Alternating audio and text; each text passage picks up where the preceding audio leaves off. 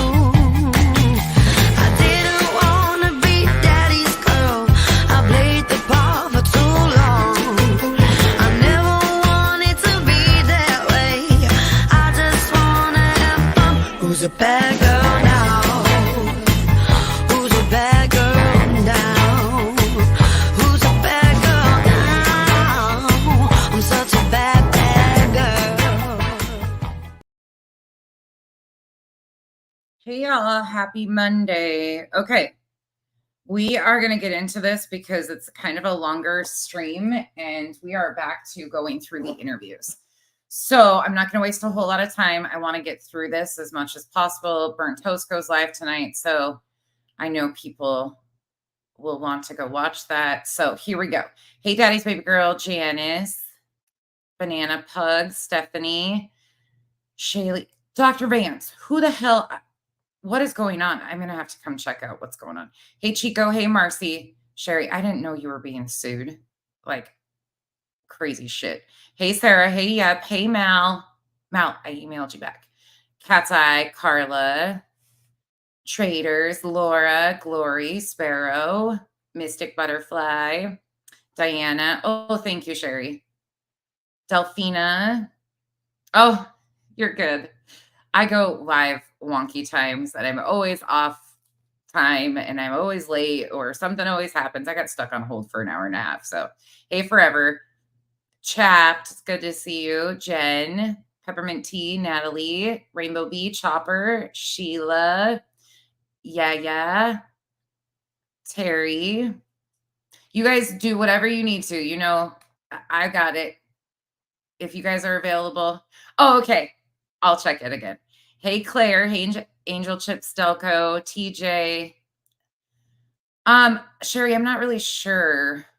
Traders, I think. Is if I don't know the story. I was just reading comments while I was on hold. I was sitting there like thumbing through. Okay, we're gonna get into this because I want to get through it. Hey, Twist. Yeah, I know. Traders is Dr. Vance. I know. I know that part, but I was like, I'm trying not to overstep here. Like holy water and salt on hand. Yes. Hey, Vanessa. Hey, Lorraine. Okay, so this is gonna be confusing to some people why we are still going back through the interviews. Well, there's a reason and a mission to my madness because people continue to talk about this story and put in things that were said that weren't said or overinflate things. So we're taking it back to Seth's words. This is an interview that Seth did with Pascal on April 5th. We are in April finally. And this is the follow-up interview to Justin on TikTok. So please understand this is going to be heavy content once again. We got our notebook out again. But this is the interview after he outed Sebastian's sexual assault on Justin on TikTok. This is the follow-up interview.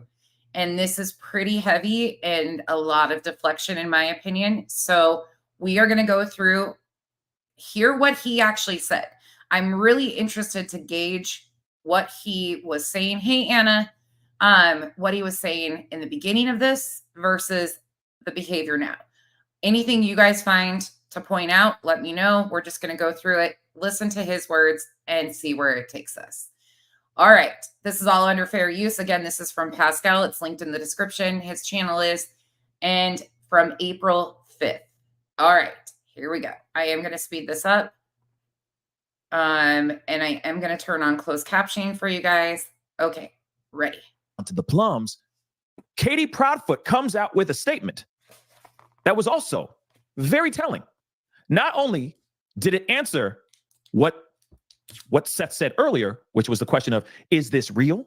Is this true? So he is discussing the follow-up that the post that Katie had made on Facebook in response to Seth outing Sebastian's essay.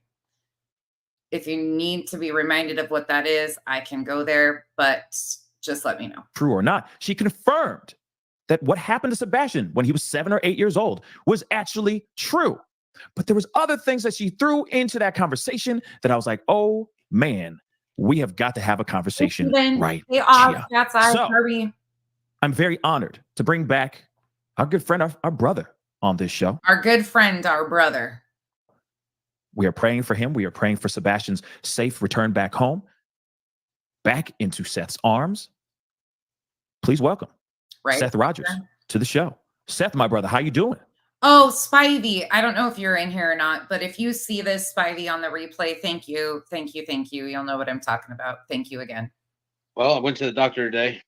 They gave me some stuff for my nerves, pain in the shoulder. He's supposedly going in for surgery tomorrow, according to what he said on BJ's the other night. Again, this is from April 5th, but he's supposedly having surgery tomorrow. He gave me some muscle relaxers and some steroids. Thank you, Janet. And then proceeded to tell me to take a few days off, or else, quote unquote, you'll be dead within a week if you don't slow down. Hey, Christy. Oh, boy. Southern gal. Because I understand that you've been having some sort of muscle, like you tore a muscle or something like that. Can you explain a little bit more?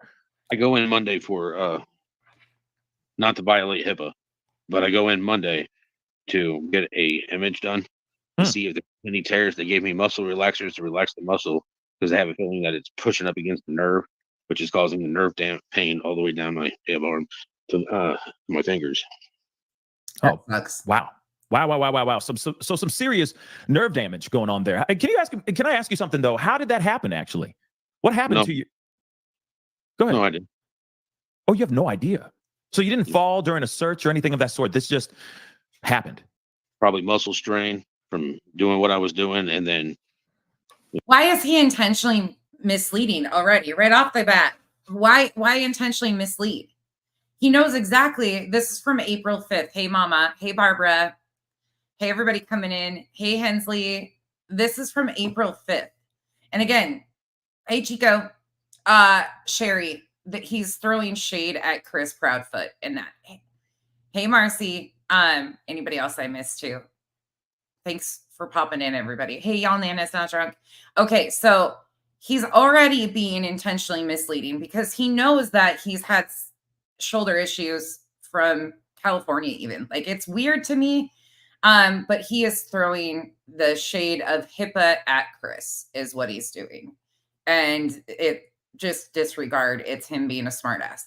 But again, intentionally being misleading about his shoulder injury, I don't get it. Again, I feel bad for him having pain like that. That sucks. But why not just be honest that it's been something you've been struggling with for quite some time? You know, I don't know. Tightens up, muscle. I didn't go get it looked at like I should have. But taking care of it now. Give me a couple days rest, and then hit the ground running. Yeah, man. I mean, is this gonna slow you down at all in your search? Are you gonna like take a little bit of a break, hang up the hat for a little bit during this search? What's the story here? Talk to me. I'm just going to take a little break. They're still going to do flyers. We're going to have a vigil held on Sunday. I still plan on being there. I'm just going to take it a little bit easier, give it some time to rest, for me to rest and for it to heal, because it's been interrupting. It hurts. So pain's enough that it keeps me awake. No doubt. Well, I mean, just a side note too, he has been hanging up flyers. That's what we've heard every single day. Hey, Thor, every single time we hear from Seth, he's been hanging up flyers. Meanwhile, he gave Betty a bunch of the flyers from the United Cajun Navy. When they left 10,000. But according to Seth, he spent the money that was raised for him on flyers and other things. Well, he is still getting rid of the outdated flyers that are an endangered child instead of the Amber Alert. This doesn't even make sense here. Like, he's hanging up flyers. He would have been out of those 10,000 flyers that the United Cajun Navy gave him a long time ago if he hung up flyers every day, like he says. First off, I mean, I commend you for not slowing down, still going after it, taking care of things, getting things taken care of as far as finding Sebastian. But you just said that there's going to be a vigil on Sunday. Is that correct? From my understanding, we're setting one up at the Rudder for Sunday. Really? Okay. Chico. That's good to know. Do we know the time? And do we know the time for Sunday? Currently, right now, it's 6 o'clock, but that really kind of depends on the weather. Gotcha. Are we supposed to have some bad weather on Sunday? 60% chance of rain. Oh, yeah. That can definitely do that. That can definitely do that for show. Okay. Well, that's good to know. So the Rudder, 6 p.m. Absolutely, Dee. Okay. Sunday. And that's all depending on weather. If weather is permitting, there will be a vigil. Yeah, I don't want people out in nasty weather. Yeah, I don't blame you. No, I don't blame you, bro. I don't blame you at all. It seems very like sporadic right here in the beginning. I played this for a reason. I'm trying to leave full context and so you guys hear everything, but it's about to get really heavy and heavy on the trigger warning. I really, really don't blame you at all. And so thank you so much for that update. I really do appreciate that. Can we talk about any updates on the search before we dive into all this stuff, all this murky water? Are there any updates with the search right now? No. Agreed, Anna. None that I've been told of. Okay. Have you had any conversations with law enforcement as of late? Have they reached out to you with anything at all? Nope. Good to know. So April 5th, he's claiming that law enforcement has not talked to him. So he's saying that, his relationship, which isn't shocking to me. Good to know. Okay. All right. Aside from your shoulder back situation, how you feeling? Same as yesterday. Got one goal in mind. That's fine, Sebastian. Gotcha. Okay. Fair enough. Now, one-way street. Now, MK. We of course we got to get straight into the meat and potatoes of this, right? So, are you ready to have some conversations? I know you got questions. I haven't let you all down with answers yet. Yeah. All right. So you had a conversation. Does he even have a job anymore? That's another question that a lot of people have been asking. I don't know. Yeah, Dee, I can appreciate that sentiment. I can totally get under, like, there was another lady in my chat yesterday who said she didn't like any of them. And I was like, that's totally okay. These are just parents of a missing child. Like, they're not we don't have to like them at all. Like, truthfully, and you're right on that. We don't have to agree with none of it. But this to me is very concerning watching his behavior. So, but agree with you. Just the other day, you dropped some serious bombshells. I know that I really don't. I was so tired and exhausted. I really don't even remember the podcast, man. Wow. Whoa. Really? Yeah. Really? I mean, I get it. Being sleep deprived, running on just nothing but adrenaline all day long. You were also on many, many shows that day as well, correct? Yeah. I mean, everybody wanted a piece of me, and I felt like the pie was empty. He's talking about the night that he went on Justin on TikToks, and we just went over that. So if you missed that one, we did go over that. Rock Gem, I've got questions on some of that too. I know that for law enforcement, they have to fit a certain standard, but I'm not really sure what it's like in Davidson County. This is his reaction though. So you'll notice that he's kind of trying to distance himself from the things that he said on Justin on TikTok. Yeah, I get that. But still, no matter what, nonetheless, there was a conversation that was had. You did drop some very big pieces of information. And whether you had said those things beforehand or after, it still doesn't matter. This was live, this was out. This obviously made the rounds and shocked a lot of people. It shocked me too, my brother. I'm gonna be real. I was shocked. Very, very shocked. But of course, I have some questions revolving around all of that, okay? Or revolving around the information that you gave. So let's talk about it. Because what it had to do with Sebastian? Yes. That information that had to do with Sebastian. Go ahead. What are you going to say? Mr. Proudfoot, Chris, people were asking why he didn't want my son around his daughter. And he kept telling me that if people keep asking the question, he's going to answer it. And turned around and stated that if he tells them, people will stop looking for Sebastian. Really? Okay. So we're just supposed to take Seth's word on this, right? Just so everybody is aware, we have never heard any of this out of Chris's mouth. Ever. This is nothing that we have ever heard Chris actually say in any interview, anywhere, anything. So he's claiming that this is a conversation him and Chris had. Well, I'm sorry, Seth Rogers, as much as we have caught you in blatant lies, I have to say proof or it didn't happen, because I find this to be very interesting that you're making excuses for completely outing your son's trauma. Excuses are like assholes. We all have them. You did that knowingly, and you're the one that hurt your son. Can I ask you something before you continue on? I don't mean to interrupt. And when I say hurt your son, I mean by intentionally releasing his trauma. But I'm curious, when was this conversation that was had? And was that something on a podcast, or was that something between you guys behind, on your own time behind closed doors? Yes.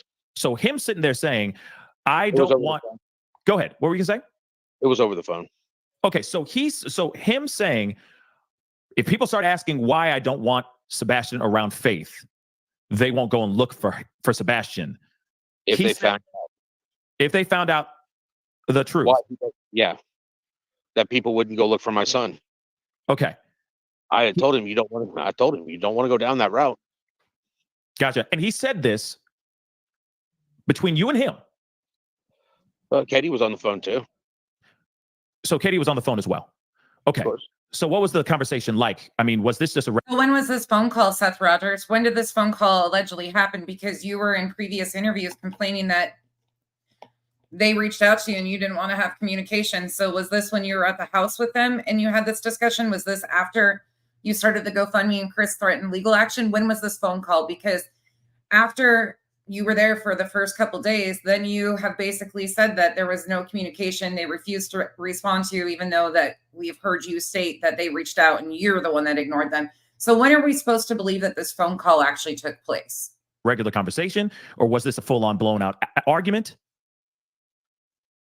I think he tried to. Yasmina, in order. That's what I'm talking about. I agree with you. I think there was something you alluded to in the Web Sleuths interview. But at this point in time, Chris hadn't said nothing.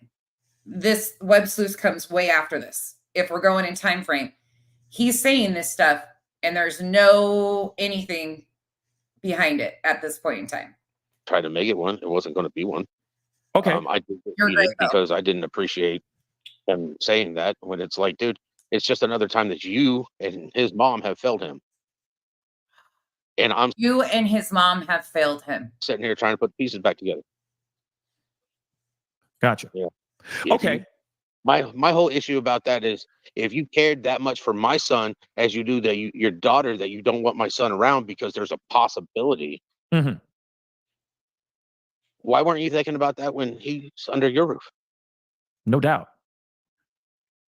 That's one thing I'm very curious about as well. And we're going to get to that in just a minute. But what was the reason? What was the origin of this actual fight? Because I'm curious what's on the ceiling. I don't know. Or argument or discussion on this phone that would spawn him saying that in the first place? What started this? People were asking during podcasts why he didn't want my son around his daughter. So this happened because, okay. People were asking questions. People were asking questions like the smart, intelligent people that they are. Go ahead. Why don't you want Sebastian around your daughter? People were asking, Chris, why don't you want Sebastian around your daughter? I see people in chat that were asking me all the time, why doesn't Chris want Sebastian around his daughter? There's your answer. Mm-hmm.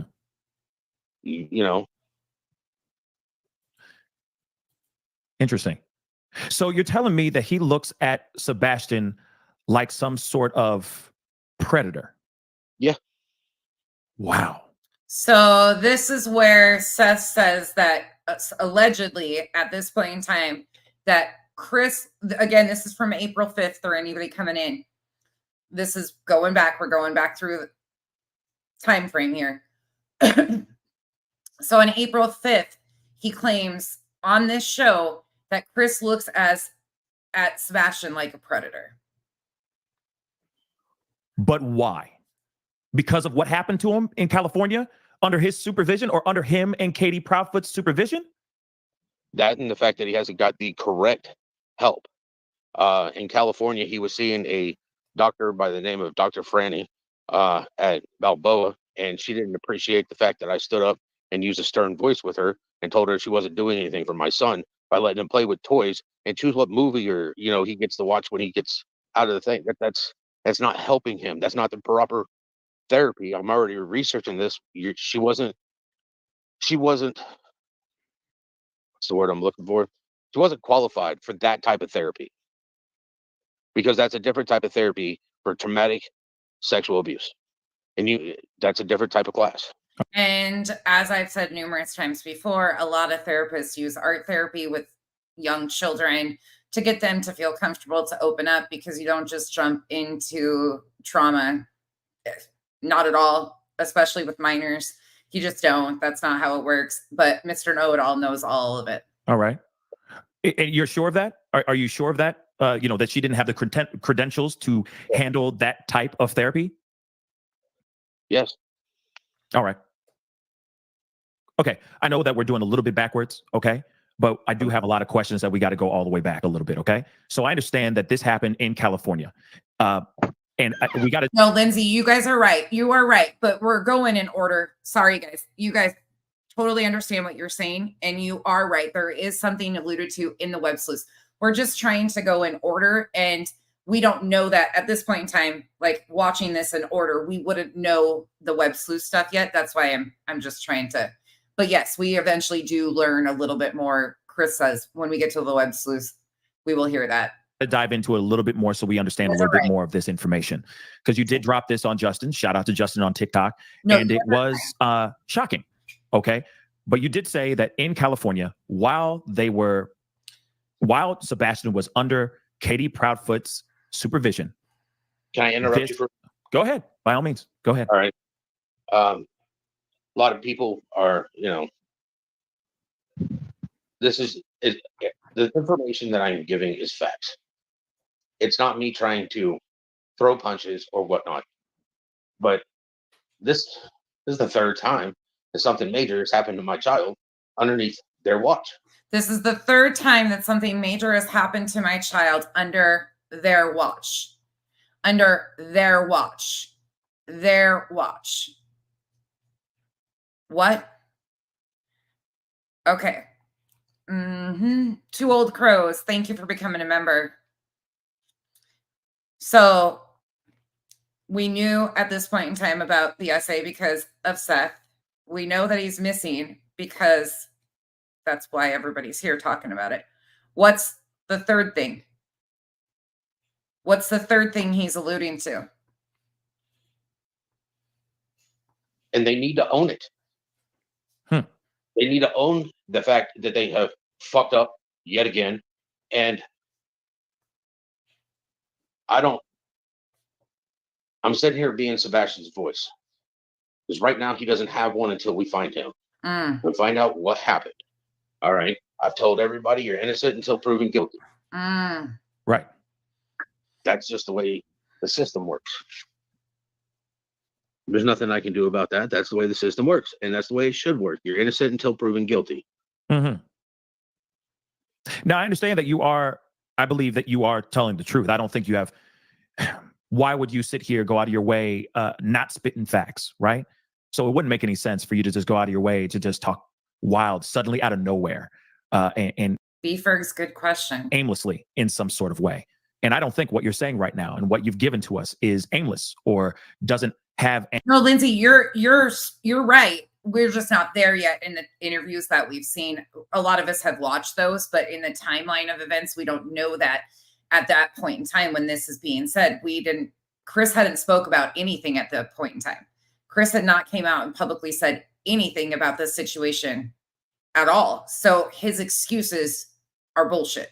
Any clout isn't backed up with proof, which of course I am very curious about some of these things as well. But what I need to understand though is that this happened under her supervision in California. Is that right or wrong? That's right. Was Chris involved in that at all? Because I think that's one thing that a lot of people are very curious about as well. Chris was living with her then. Okay. So who is this kid? Who is this 13-year-old kid? If he was 13, 15, whatever age he was. He says Chris was living with Katie at the time that this happened. Miss Mandy reacts. Thank you for becoming a member. I question that. I don't know. There's not a clear time frame. Oh, yeah. Chasing. Thank you. I forgot about the alleged offender. I forgot about that too. Thank you. There's so much shit here that it's just like, what the hell? Yeah, was who did this unthinkable thing to Sebastian. Who is the kid? I don't know his last name. Sheriff wouldn't give me his last name. But why not? California CPS children under the age of 13 and under are actually protected. So they wouldn't give me any information. They weren't letting me do anything. The only thing they let me do was this doesn't even make sense though here. This doesn't make sense because Katie reported it. Katie self-reported this. They knew who the kid was. So what he's making up here doesn't make sense to me. I asked him if I could contact the school psychologist, if he could sit there and tell the school psychologist the person's name so that the other children that was around him would not become victims as well. And I went as far as finding out, the parents, from my understanding, the parents told Katie and Chris that their kid picked it up off of watching YouTube. Me personally, I've never seen like that stuff on YouTube. So neither. Oh, this guy. Sitting on my hands.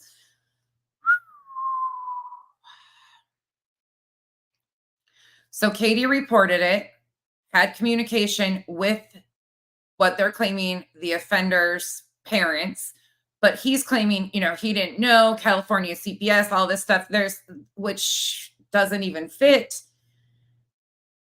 This is a lot of excuses. This doesn't make sense at all.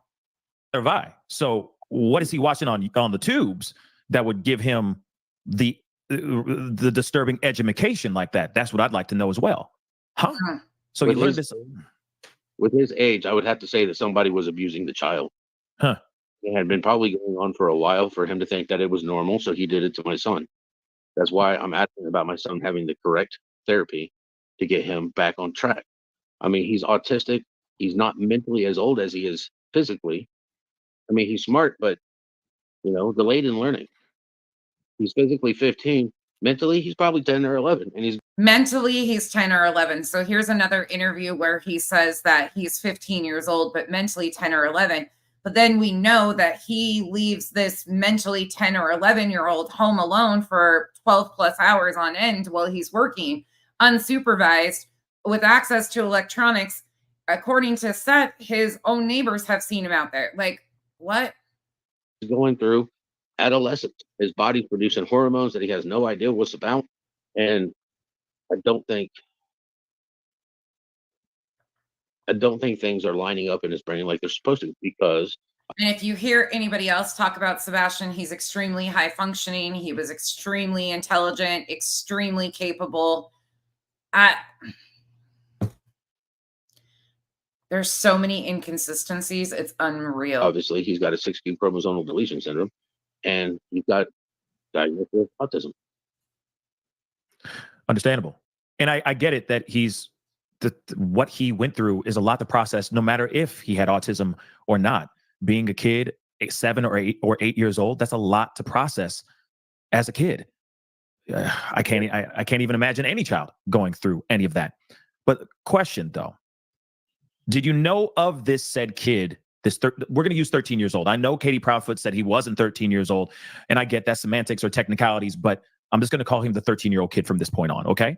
So did you know anything about? Why doesn't Seth jump in right there and correct the age? Why doesn't he take the opportunity to correct the age? Lindsay, I have not heard that. I have not heard that. This is just, yeah, Deets. Like, this is fucking messy. About this 13-year-old kid before you heard about this tragedy and this trauma that was inflicted upon Sebastian? I did not. You had no idea about this child. Okay.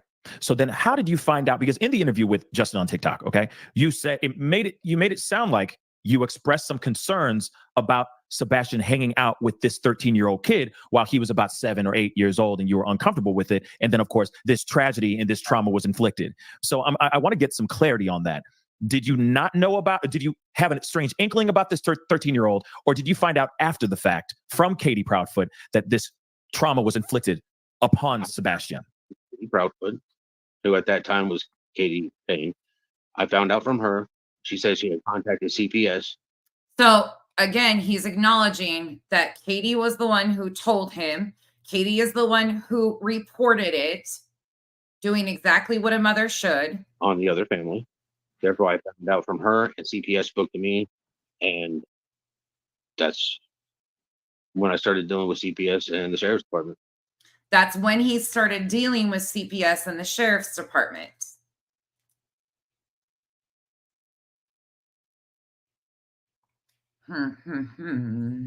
Okay. Yeah, okay. Me and Katie used to communicate a lot more than we do now. We're going to talk about that in a second.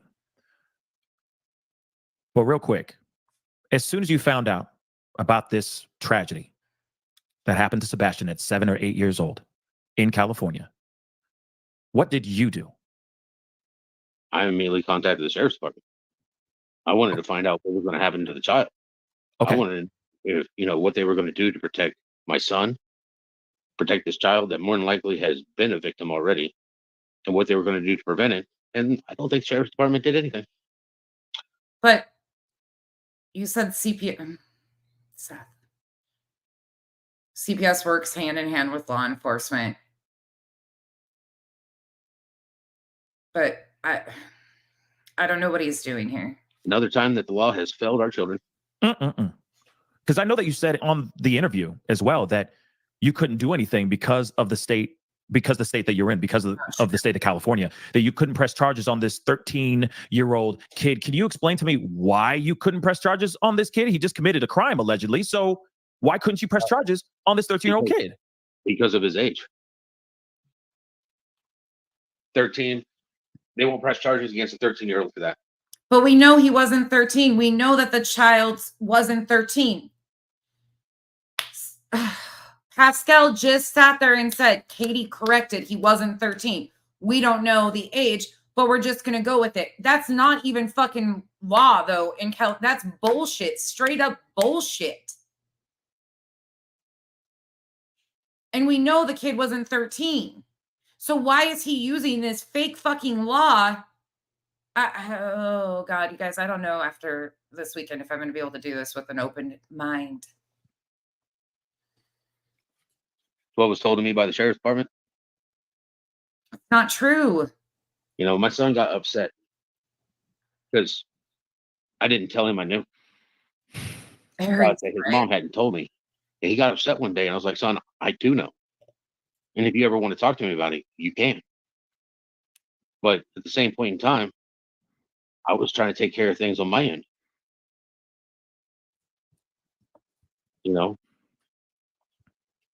I get it. I fully get it. I think it's crazy to me that you couldn't do anything. It doesn't make any. I don't get it. I mean, I don't live in California, and I don't know, the law out there. Yeah, but I am still very shocked. What were you saying? I said, but you wear LA gear all the time. I do. I really do. I really, really do. Maybe I'm trying to manifest something. You feel me? But careful, still, right. But still, I am quite curious as to why that seems so odd to me that you couldn't do anything in the state of California when a crime was committed against your son during that time. It still does blow my mind. But when you found out, going back to it, when you found out from Depending on the situation, a lot of times the parents aren't the ones that press charges. The state presses charges, and it doesn't matter if it's juvenile or not. Like, this is just Katie Proudfoot at that time. Can you tell me, where was your mindset? How did that feel? Hope it's getting really hard. I really don't want to state that in public. Okay, fair That's enough. my big thing. He just had his innocence taken from him. It took me a minute to digest, and it took me a minute to figure out the proper way to go about it, instead of, someone just hurt my baby. So, Of course, I get that. And I know that you were, when you talked about it the other day, we all saw that emotion. We all know. And I think we also second that emotion as well. If we were in those shoes as well, we would be just as shocked. there's no apology for my behavior. I got upset. I was mad. I'm exhausted, and it takes a while for me to get to that point. But first of all, I don't like people trying to hold something over my head. Yeah. Something that, happened under their watch, and he needs help. And, we're finally getting him the help he needs. It's late. And now I got to find him. He's finally getting the help he needs. It's late, and now I got to find him. So he's acknowledging that he's in and getting help currently. Right. You are absolutely right. So then tell me then, because I feel like you suddenly out of nowhere, and understandably, I feel like you hit a wall. You got emotionally exhausted. Of course, if I'm putting words in your mouth or emotions in your head that weren't really there, please stop me while I continue. But I feel like at some point you hit a wall. You were at wit's end.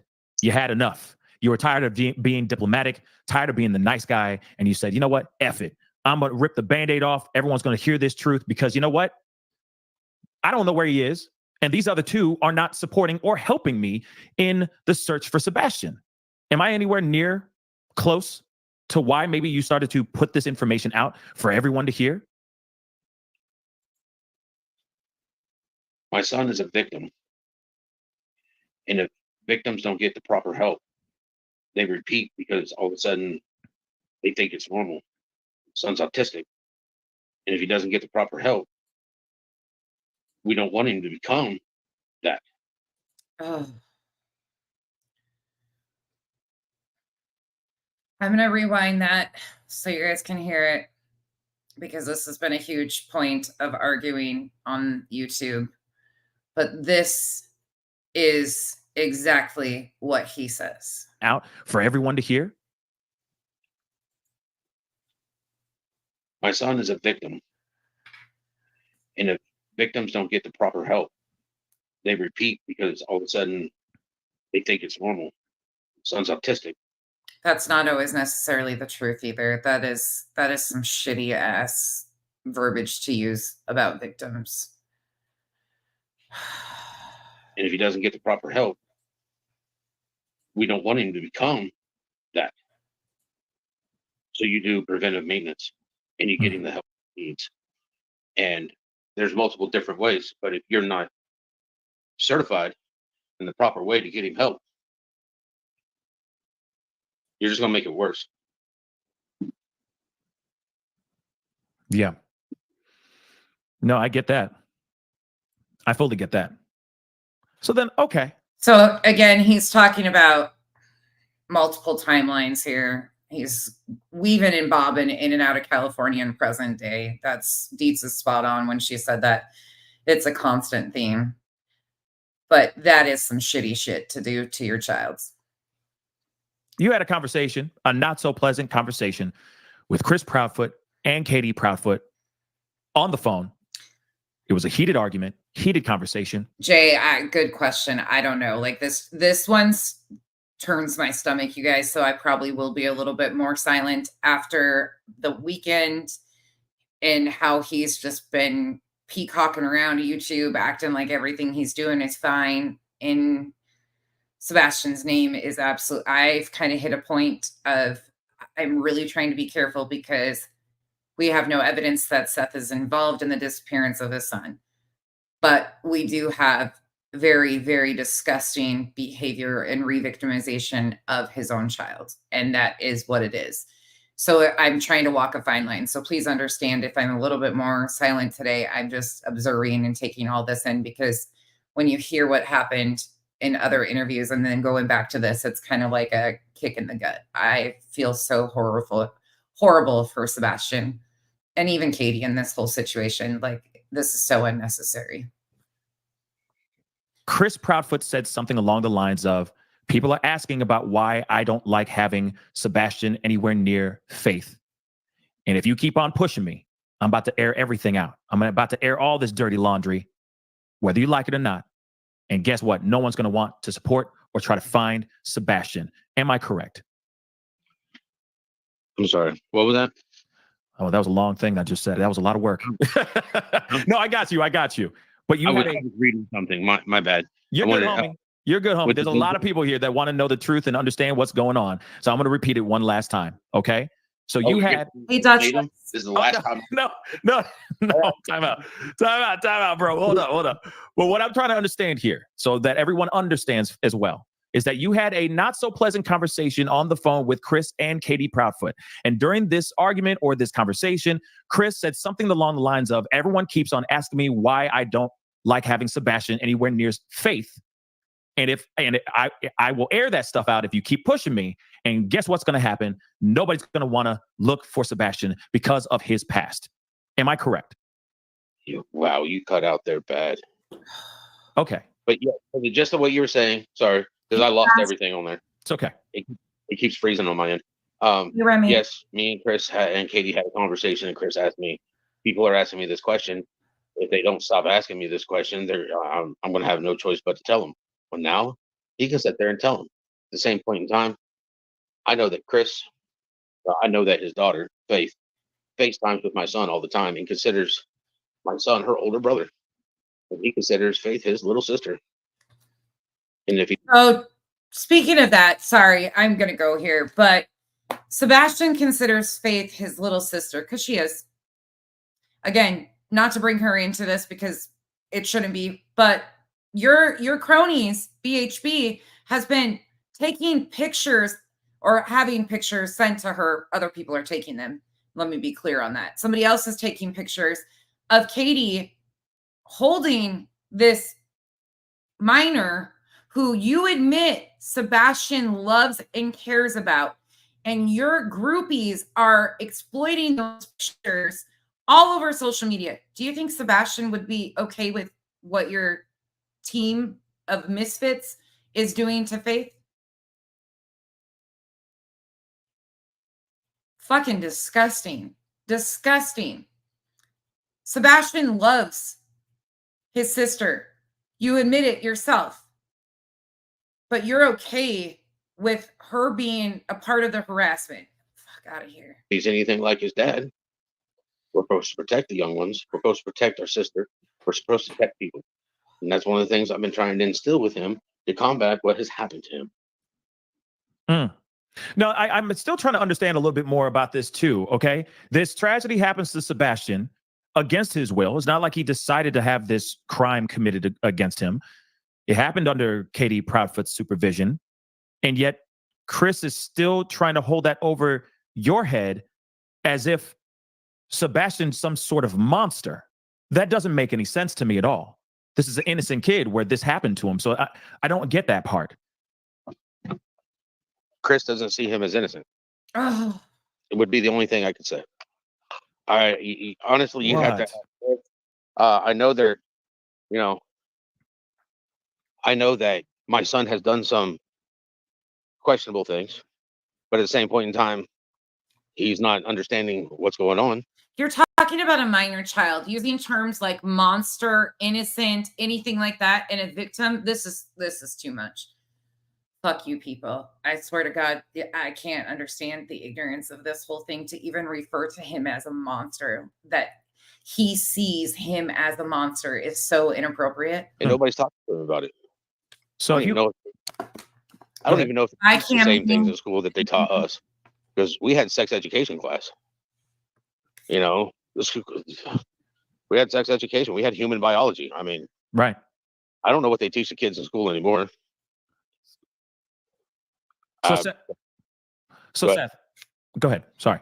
No, go ahead.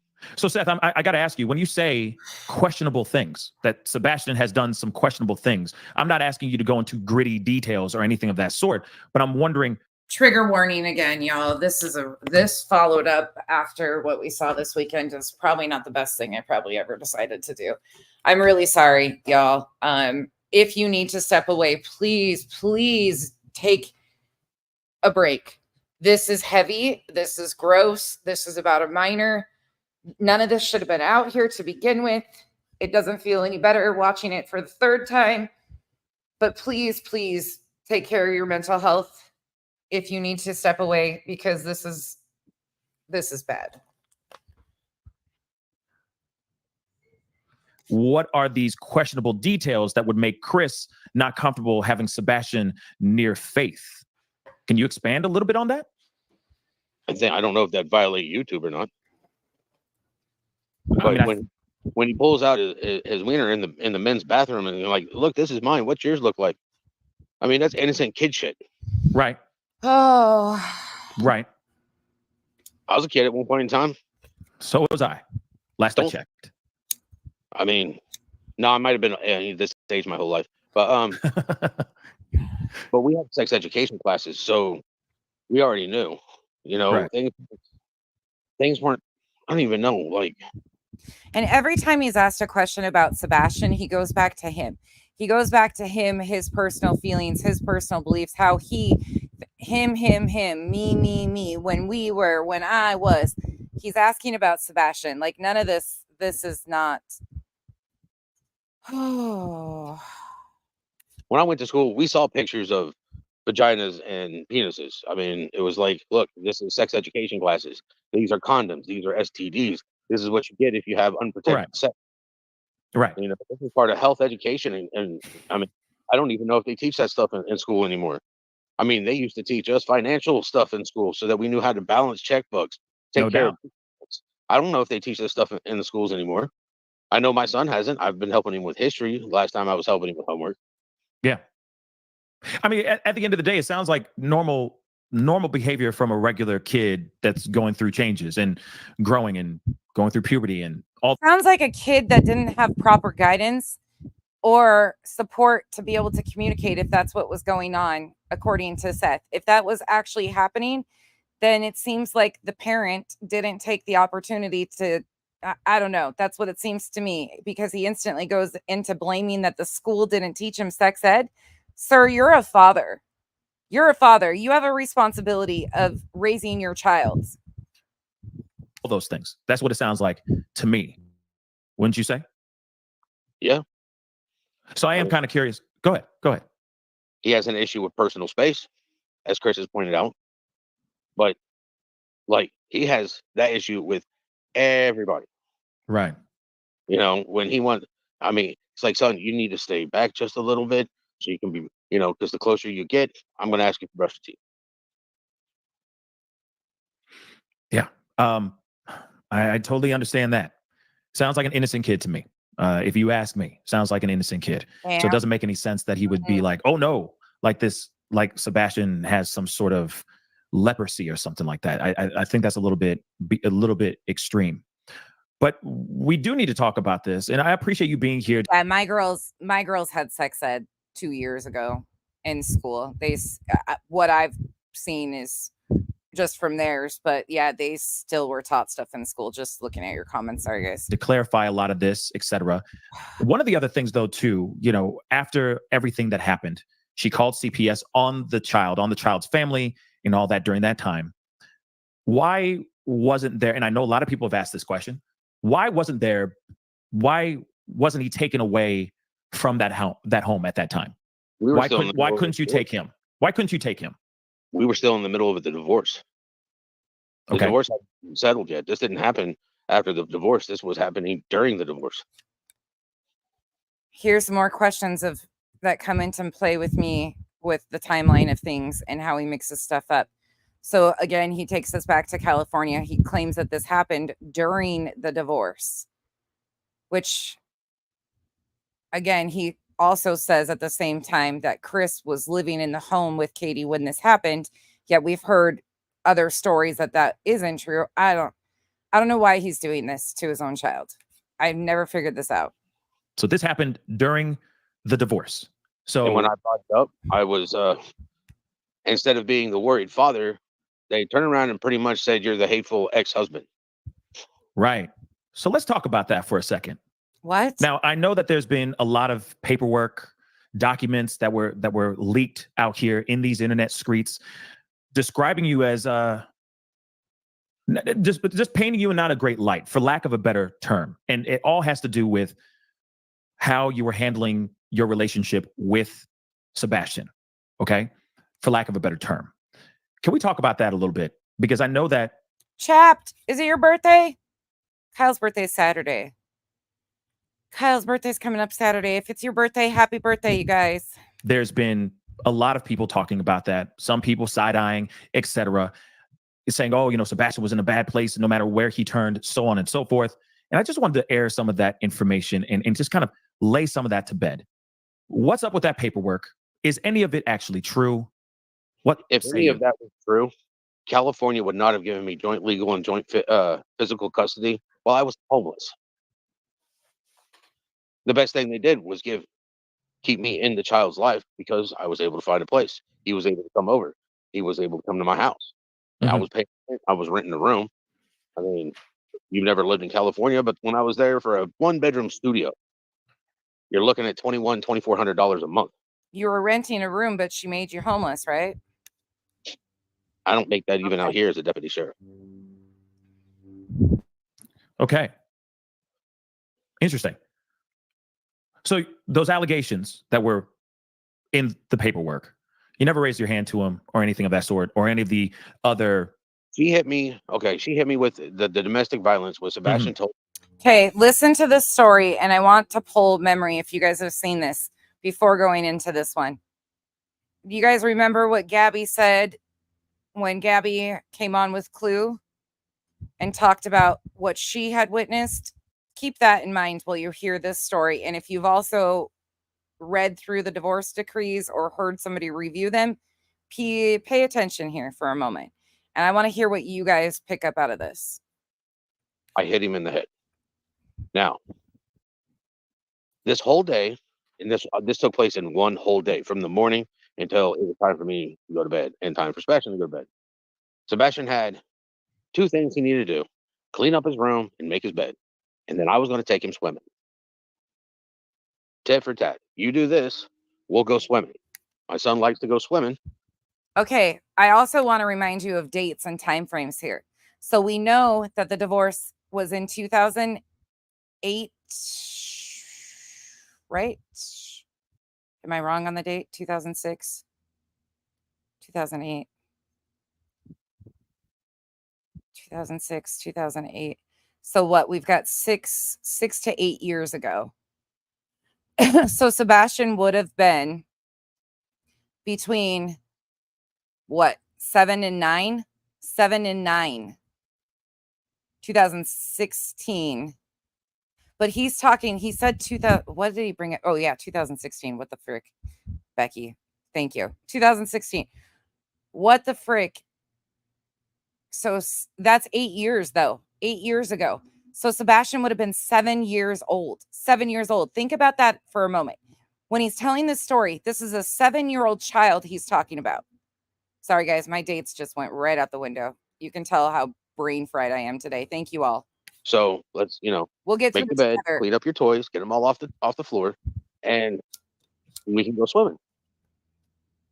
Like 4 or 5 hours had gone by. I kept checking on him. He wasn't doing it. I was reminding him. And then I go back downstairs. At that point in time, I was really big into computer games. So I'd play computer games, turn around, wait 30, 45 minutes, go back upstairs and check on him again. So he was a gamer back then. So he was on video games. Well, Sebastian at 7 years old is supposed to be cleaning a room, right? If we're putting this in the divorce time frame, we can put it between 2016, 2019, that window, I would say more probably 2016 to 2018 anyways. So this whole situation, again, a 7-year-old, and he's busy on his games. Okay. Just me and him in the house. And he's upstairs. The last time he's upstairs, I walk up there. There's not a single toy in any of his bins. They are all over the floor. Now, there's Legos, there's building blocks, and Hot Wheels, action figures, everything all over the floor. My son is also stripped his entire bed of blanket, sheets, comforter, even the fitted sheet for underneath there, and his pillowcase is off of his pillow, and he's butt ass naked playing on the Wii. I saw this and I was like, okay, walk to my room, put on my swimming trunks, grab my beach towel. So first question right there I have is he says he was playing on the Wii. So he had access at 7 years old to gaming systems without supervision. Okay. All right. You're not going to clean up your room. You're not going to make your bed. You're not going to get to go swimming. And I was going to prove the point. I went and got ready to go swimming. And he saw me walk by his room in my swimming trunks and my beach towel. And he was like, I want to go swimming. And I stopped and I turned. I looked at him. I looked at the floor. I looked at his bed. I was like, none of your toys are picked up. None of your bed is stripped completely. And you're butt ass naked playing video games. And he went to throw a fit and came across the floor, stomping his feet. And he stomped on a Hot Wheel and he lost his balance. And I put my hand in the door frame. And his head hit my hand instead of the door frame. My son has a pocket of fluid on the right bilateral part of his brain. So now it is Sebastian stepped on the Hot Wheel and fell forward. And Seth put his hand there to block his head from hitting the door frame. Okay. All right. I don't want him to get hit. I'd rather him hit my hand than the door frame. And he did. So then I went outside. Katie was already home at this point in time. And I went and jump in the pool and do some laps because that's what I was using for exercise. And Katie was out at the smoke section with all of her girlfriends. And Sebastian put on some clothes, ran outside and told her that I hit him. So again, I'm going to point out some things that are going to bother people and I don't really care, but 7 years old, unattended, left inside, throwing a fit because his father didn't take time to help him properly clean his room or keep on task. But then he leaves him because he's going swimming. So he leaves a 7-year-old unattended in the home by himself. Okay. She turned around and filed because we were in the middle of the divorce, still living in the same residence. She turned around and using child abuse, domestic violence, and had a move out order issued, and they served it like 3 days later. Wow. And then that's when you got basically kicked out of the residence. Am I correct? That is correct. So that's how it all happened. But That's then how I ended up living in my car, trying to figure out how I was going to make ends meet. Wow. Lynn, yeah, that's what he just said. He walked right past with his towel and his swim trunks on. Sebastian was without clothing, throwing a fit because he was on his video games and he wanted to go. Yeah. You guys are catching what I'm catching. Okay. Wow. More than 2 months of not seeing my son. So you lived in the car. These allegations were written in paperwork, these legal documents during your divorce and during this messy custody battle. The court did their investigation and all of this was unfounded and you were still able to get 50-50, right? Well, in California, they don't give it 50-50. It's joint legal, joint physical. There is no percentage on the amount of time. Wow. Okay. But you still got custody. Correct. Still living without a residence. Go ahead. What were you going to say? Because I was homeless living in my car. They gave her custodial custody. She was still active duty military. She was getting BAH and everything else. So that helps her keep a residence over her head. Rightfully so. Okay. She was caring for your child too. Okay. And of course, still, no matter what, you still have custody over Sebastian, and still to this day. I understand that you worked your tail off to move out to Tennessee from California, move your residence, everything, just to be closer to your son. And of course, that paperwork is unfounded. All those allegations were unfounded, right? And so he doesn't say yes to that. He kind of slightly nods his head, but he doesn't even say that. She stated she was moving to Tennessee, I wanted my son out of California because at this point in time, they had just passed a law stating if there was a 10-year difference between the two people. There's a lot of laws that they were passing in California that I just... Right there. Right fucking there. Normally, I wouldn't do this, but I'm pointing this out for a reason. I want you to pay close attention to what is said right here. I'm going to replay this again. From California, move your residence, everything, just to be closer to your son. And of course, that paperwork is unfounded. All those allegations were unfounded, right? And when she stated she was moving to Tennessee, I wanted my son out of California because at this point in time, they had just passed a law stating if there was a 10-year difference between the two people. There's a lot of laws that they were passing in California that I just don't think are right. So when she said she wanted to move to Tennessee, I didn't have a problem with it. I wanted my son out of California. So a 10-year difference doesn't apply to adults, just so everybody is aware. That only applies to if they were looking into relations between an adult.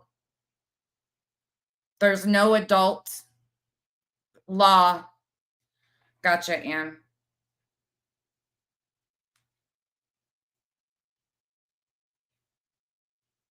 There's 3 types of custody in California: physical, medical, and educational.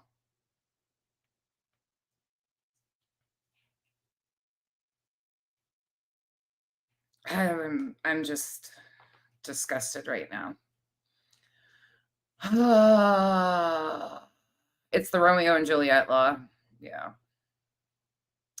I'll pull it up. This just makes me fucking sick. Hold on.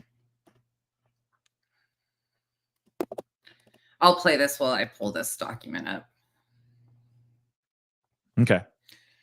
Do we know anything about this 13-year-old boy now? I mean, I know he'd be like 20, 21, give or take, if he really was 13 years old. Do we know of anything, his whereabouts, etc.? Nope. Wow. Okay. I knew his first name. I didn't. All right. I'm going to show you guys this right quick. So the Romeo and Juliet law talks about age gap. So they say that they don't have Romeo and Juliet laws, which are exemptions, defenses to statutory rape charges that often apply when the accused and victim are close in age. That means that in California, any consensual sexual activity between minors, regardless of the age difference, is illegal and can lead to criminal charges. The legal age of consent in California is 18 years old, and anyone under the age is considered a minor and cannot legally consent to sexual activity. I'm not exactly sure why he mentioned this. You can go check it yourself, but I'm not sure why this is mentioned. I really don't know, but something here is odd to me. Yeah, John. Yeah. Why did he bring that up?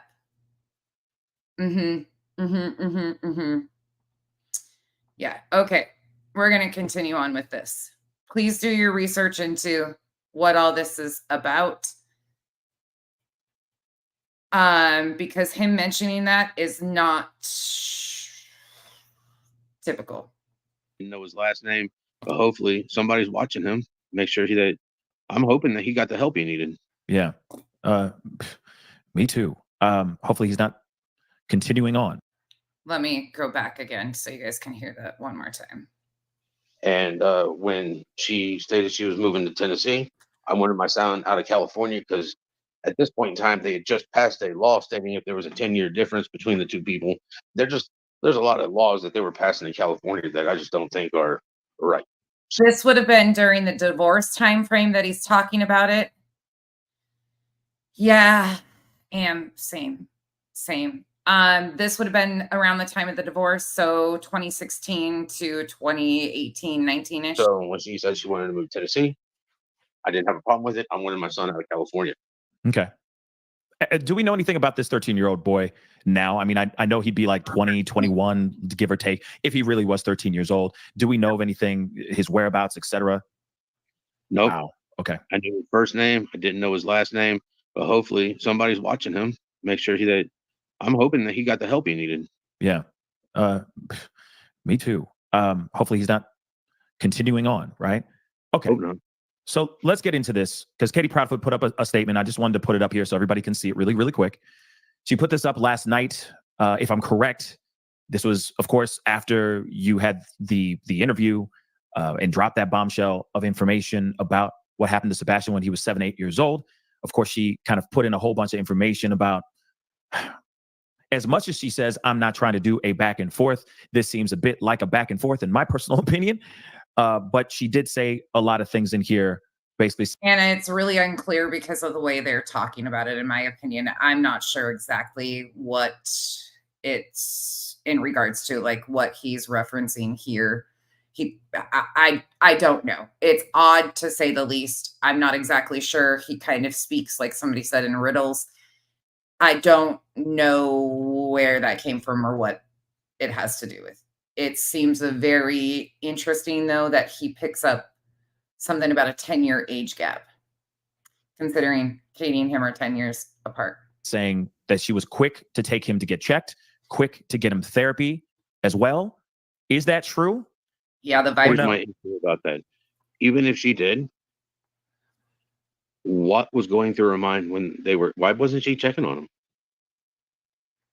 It happened under her watch. Not saying you have to be a helicopter parent, or I think somebody pointed out that nowadays they call them drone parents. But there's nothing that states that you can't turn around and be ninja and check on your kids. April 5th. This is from April 5th. Obviously, she was paying attention because she reported it. I still check on my son. I check on him when he's in his room. I check on him when he's in the living room. You know, my job, it does not stop just because he's got a year older.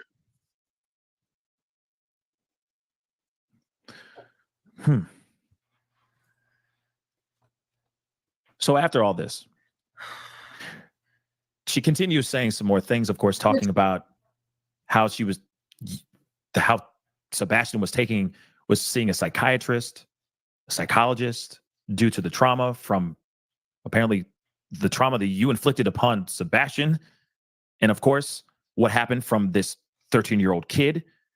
Do you have anything to say about that? Because that seems to be a bit wild that she puts that out there like this right now in this kind of fashion. She can put out whatever she wants. Gotcha. Okay. Then she also says something about being banned from the base because of violent tendencies. Because I stood up and I told the doctor that she wasn't helping my son get over what happened. And if I decide to raise my voice, people kind of take it as violent. No, sir. I'm sorry. Bullshit. Bullshit. That's...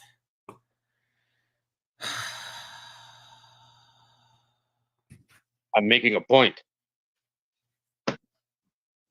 You know, did I put my hands on anybody? No. Did I threaten anybody? No. Did I stand up and raise my voice? He's my son. He needs help. He needs the proper help so that he can actually go into society not thinking that this type of shit is fucking normal. Mm-hmm. Should have never happened to him to begin with. Shouldn't have. Do I blame her for that shit? Yeah, it happened under her watch. If it happened under my watch, I'd be blaming myself. I already blame myself for some of the shit that's happening. Hindsight's 2020. I can't go back and change it. If I could, Lord help me, I would. I'd go back to Baxter Springs, Kansas, and tell her to carry her ass to California. Send me the paperwork. Why would he go back to Kansas? I ain't playing this tit for tat. This ain't a war. Sir, you've only been playing a tit for tat. I'm sorry. I am sorry. That's all you've been playing all along is a tit for tat. And at the expense of Sebastian. It's not whoever wins gets Sebastian. The whole point is to find Sebastian. He's missing. I understand that, and I'm with you 100% on that. Oh, I'm going to puke. Because I feel that all this information that came out. The bombshell, obviously, the information that you gave a couple days ago on the show, obviously opened up a whole new can of worms. Of course, she is, if this is really her responding, if this wasn't written by Chris or written by AI. Go ahead. I'm sorry. Go ahead. I was going to say, let's make this clear. Go ahead. No, Susie. No, I was just going to say, let's make this clear. Oh, yes. Let's make it clear. So whether this was written by AI or Chris Proudfoot, or if this was actually written by Katie herself, no matter what, these are some serious allegations to put out here after. Well, they're not allegations. It's fact. Not only is it fact, but the sheriff's department already knows. Of course. What I mean by what I'm saying is what she's saying, not you. We know that. Then that's where it should have fucking stayed, Seth. That's where it should have stayed. With the sheriff's department, you didn't. What you're saying is backed up by facts, which I am kind of curious about that as well. Do we have paperwork with the CPS call, the call to the CPS with the 13-year-old, so on and so forth, the therapy, etc.? Do we actually have solid evidence of said thing, aside from you telling law enforcement, local law enforcement right now about this situation? Local law enforcement knew about it previously. Okay. So again, showing that there was no need to bring it public at all. Law enforcement already knew about it, but he took every opportunity to use it to hurt Katie and subsequently really hurt Sebastian. Okay. So then let me ask you this then. Okay, let's get straight to it. Let's get straight to it. What really is the dynamics between you and the Proudfoots? Let's be honest here.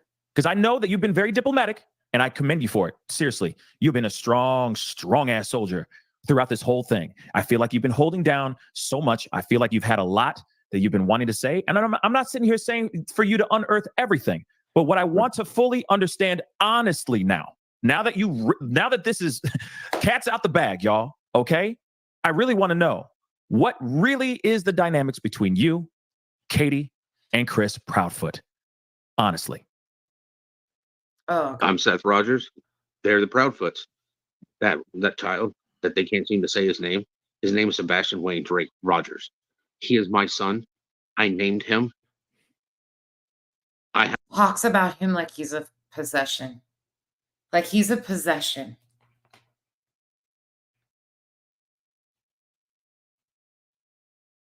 I haven't gone back to court. I don't know if I'm going to be able to. I want him to come live with me. And I was getting what me and him wanted. He wanted to live with me. I wanted him to come live with me. And now he's missing. Did Katie have a problem with the fact that Sebastian wanted to live with you? Yes or no? You'd have to ask her. You didn't get any vibe from her at all whatsoever from the many years that you've dealt with her since the divorce. I'm going to fucking say it, but it makes me so fucking furious that he knows that Katie will do anything to protect her child, and that includes remaining silent and not defending herself, because at the end of the day, it hurts Sebastian. If she was to come out here and correct all of this stuff, it would do nothing but hurt Sebastian further. And he knows that, so he takes every fucking opportunity to smear her. And guess who he's hitting? Sebastian. Fuck you. And since the custody battle was all settled, you never got any vibe from her at all that she felt a little perturbed or jealous over your relationship with Sebastian. She has made comments along those lines. Talk to your son. He thinks you walk on water. He won't listen to me. Talk to him. Now, I understand. Yeah. Help it that I can communicate with my son. I mean, I was a stay-at-home parent. I bottle fed him. Before pull-up. All about him, me, you. Fucking fuck you, Seth Rogers. I said it. You have harmed this child so incredibly with this lack of fucking care and concern and being such a selfish piece of shit. You might love your child beyond belief, and you might not have anything to do with his disappearance, but fuck you for weaponizing his trauma to make it about you. Fuck you for that. It is not your trauma to out, and how dare you re-victimize this kid? over and over again because of your sick fucking shows that you think you're putting on for an audience, right? I changed his last diaper. I changed the second. I didn't change the first one. That was the nurse. Open that up, change his diaper. Sebastian peed all over the nurse. Like, take that as a warning. I changed his first diaper at the home. Sorry, guys. I've hit my tap point at this point. He might not absolutely have nothing to do with his child's disappearance, but I don't give a fuck who you are as a parent. These children are not your fucking property. They're not at your disposal to weaponize and re-victimize because you have some sick show you're putting on for the internet and trying to cultivate a crowd and become a celebrity. This is a missing child who loved you, who loves you, and you took the opportunity to re-victimize him.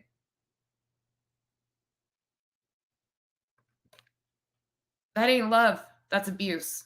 Out of the hospital. I am still the same person I was when she married me years ago. That's scary. When she divorced me, I'm still the same person she divorced. Yeah, that's scary. Only now I'm a dad. Before I wasn't a dad. Huh. My responsibility is not to her. It's to Sebastian. She divorced me. She doesn't get any of the courtesy that I give to others. I try to be diplomatic with her. She doesn't want to have communication with you, Seth. You've told us that she doesn't communicate with you. Doesn't seem to me like she's holding on. Seems like you are. And most of the time I am. But when I get an attitude from her, I will give her one back. This wasn't to start a fight. This is not even a fight. Which I think is the funniest thing, is this is not a fight. If she wants to make it into a fight, she can. She's going to be fighting herself. Oh, you fucking smug. Not me. Smug bastard. What was the relationship really like? What is the relationship between mother and son? From the outside, of course, you're not God, you're not there behind closed doors, but what was that dynamic really like between Katie and Sebastian? Was it tight? Was it loving? Can you give us a little insight on that, since now we're finally hearing some more information now? The diplomacy, the diplomatic is thrown out the window. Can we hear a little bit of some truth here? I'm still diplomatic. Of course. And I'm still diplomatic. And she may or may not like what I'm about to say. But Say it anyway. But I've told her before, Sebastian didn't think that Katie and Chris liked him at all. Okay, real quick. You fucking joking? I forgot about that. Oh. Why? Quick, before you continue, why do this? What was being said? What would give off the vibe? Why would he turn to you and say specifically that? Was it because Chris was putting his hands on him? Was it because Katie was putting her hands on him too? All he did was tell me that he didn't think that they liked him because all they did was scream and yell at him all the time. At which point, but in previous interviews before this one, he said that Sebastian never said anything about what was going on over there. Never said anything. So he was in the dark. He didn't know any of this. But now all of a sudden, he claims that Sebastian didn't think they liked him because all they did was scream and holler. So which is it, Seth? Did they not tell you anything? Did he not? You said it. Sebastian didn't tell you shit. So now all of a sudden, he's telling you shit? Pick a fucking lane. Point in time, I told him, son, and it was probably the wrong thing to tell him, but I'm a different generation than he is, obviously. I was like, son, sometimes we just have to deal with it and look toward the future. You'll be coming to live here at the end of school. So you'll be out of it. Why do I think my son hasn't ran away? Because he's not at my front door knocking on it. There's been that many days that he could have been here. Because you're the only place he would go to, right? Seth, you had him the weekend before he went missing. Your cohort, BHB, is pushing these photos of bruising on his neck. Now she's a little fumbling all over herself about the timeline of you having him last. What you up to, Seth? Why you having Betty point out supposed bruising on his neck? Why were the cops at your house, according to SF Investigates, 2 weeks before he went missing? I got questions. And I've been all over Montgomery County. I've been all over 41. I've been all over 24. I haven't found him. You don't think he ran away? I think if he was to run away, he would have put on his shoes. He would have grabbed his phone. He would have at least called me, whether he could have got to me or not.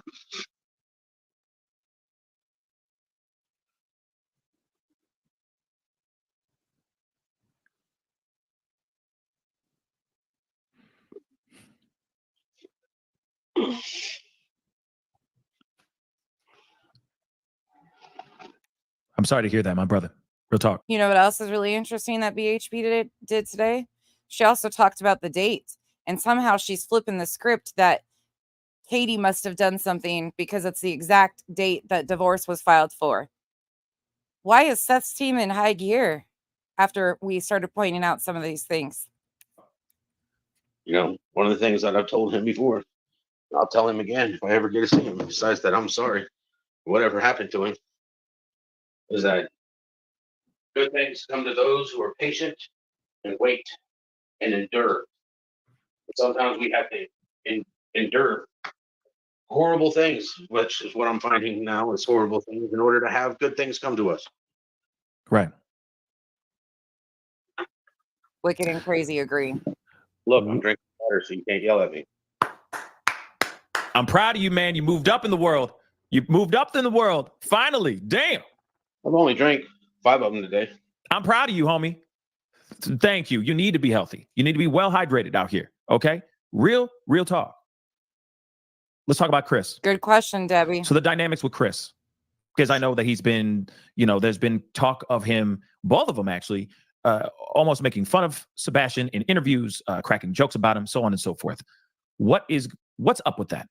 Because obviously it seems as if he has the audacity to call you on the phone, get angry with you on this phone call and say, oh, if I unearth this information, no one's going to want to go and, look for Sebastian. That gives me a vibe that this person doesn't really give a damn about finding Sebastian. Can you let us know your thoughts on that? Because it seems as if the last thing you need to be doing is calling a missing 15-year-old kid some sort of pariah or monster out here.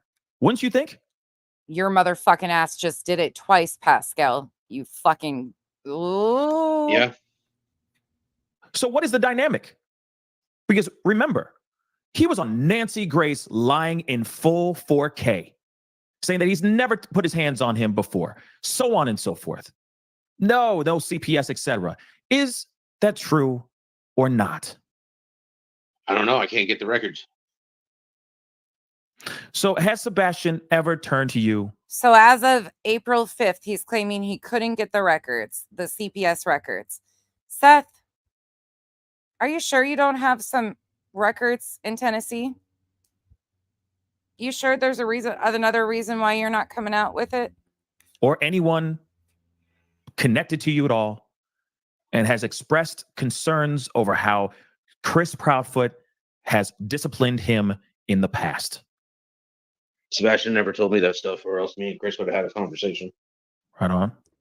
Sebastian. Okay. Sebastian never told me that stuff, or we would have had a conversation. So right back to, supposedly Sebastian told him that Chris and Katie didn't like him. But now Sebastian didn't tell him anything. Which is it, Seth? What are your thoughts about Chris Proudfoot not doing this Nancy Grace polygraph test? It's his prerogative. No, I wasn't, Todd. That doesn't, No. You're telling me that you're not side-eyeing him at all? Todd, I don't use that word, but go on with your bad self. I was going to call him a fucking piece of shit. That doesn't make you feel any type of way, thinking that maybe he has something to do or knows something about the disappearance of your son? Well, he once told me if I went back to church that maybe I'd find my son. And I know that he's probably in chat listening because, that's just the way he is. What you do in the dark does come to the light. And it says so in the good book. And just remember, there's a special place for people when they die and go to hell for you. So it's his prerogative on what he wants to go ahead and be guilty of. But I mean, he's go ahead and be guilty of. Wow. Lied so many times. Does it surprise you? No. Yes, Chasey. So, and here's something that I've told my son that I'll pass on to you, Pascal, which I'm pretty sure you already know. Let's go. But why would I let what he does affect my demeanor? He Oh, doesn't have control over me. I have control over me. Only person in this world that I can control is myself. Like I said, I apologize because I lost it the other day. I was exhausted. You see a side of you lost control of Katie, didn't you, Seth?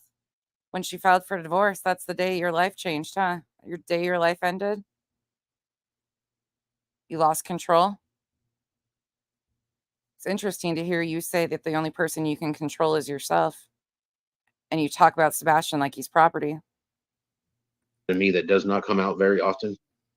Normally, I don't get that exhausted, and I'm not a violent person. Normally. But there's nothing wrong with you saying what you said. You said what you said, homie. My brother, you said what you needed to say. At some point, and I know you've heard this a million times, okay? So I apologize if I sound like a broken record, but you're the only one. Say that again? Stop apologizing. All right. You're telling me to stop apologizing. Why you All right, then forget you then, bro. No, but here it is, though. Real talk. Thank you for reminding me. I'll try that. I'll try to do that right quick. You're the only one out of the three, working to try to find Sebastian. Sure, they might be, quote unquote, working closely with law enforcement, but we don't see them out there posting flyers, doing everything they can to find Sebastian. They're jumping in RVs and driving off, living their life like it's golden, as if they're single suddenly, like they're, a couple without kids. And that's insane to a lot of people. Driving off in RVs, so leaving town for their protection after weeks of harassment and being stalked and harassed in their own home is driving off into the sunset, basically, according to Pascal. The harassment and fucking stalking that Seth has encouraged by the very people he's called in to help him find his child. Meanwhile, they've spent more time stalking and harassing Chris and Katie than they have looking for Sebastian. I'm sorry, what? People. Go ahead, Seth. What's funny is all they had to do was give him to me, and they could have gone and done that themselves. No doubt. No doubt. Couldn't they? Right?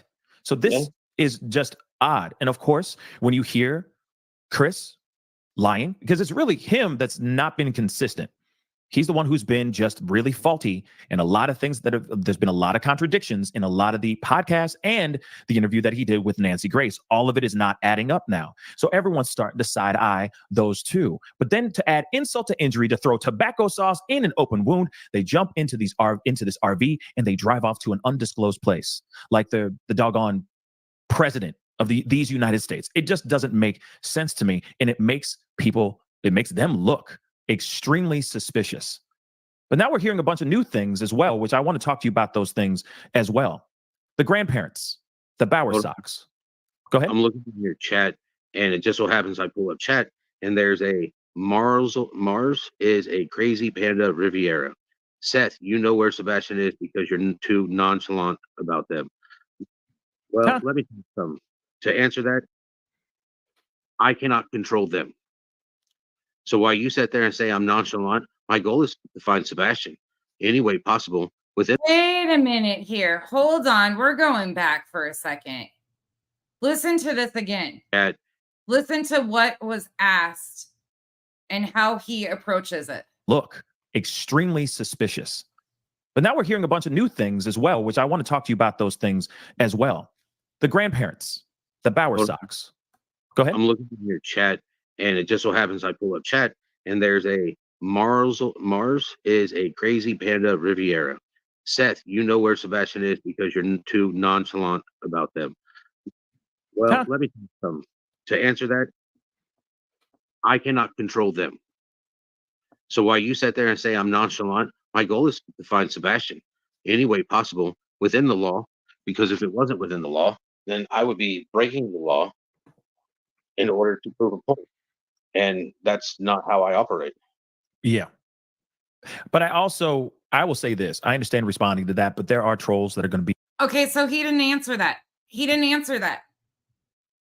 was flat out asked or accused of knowing exactly where Sebastian is, and he doesn't answer it.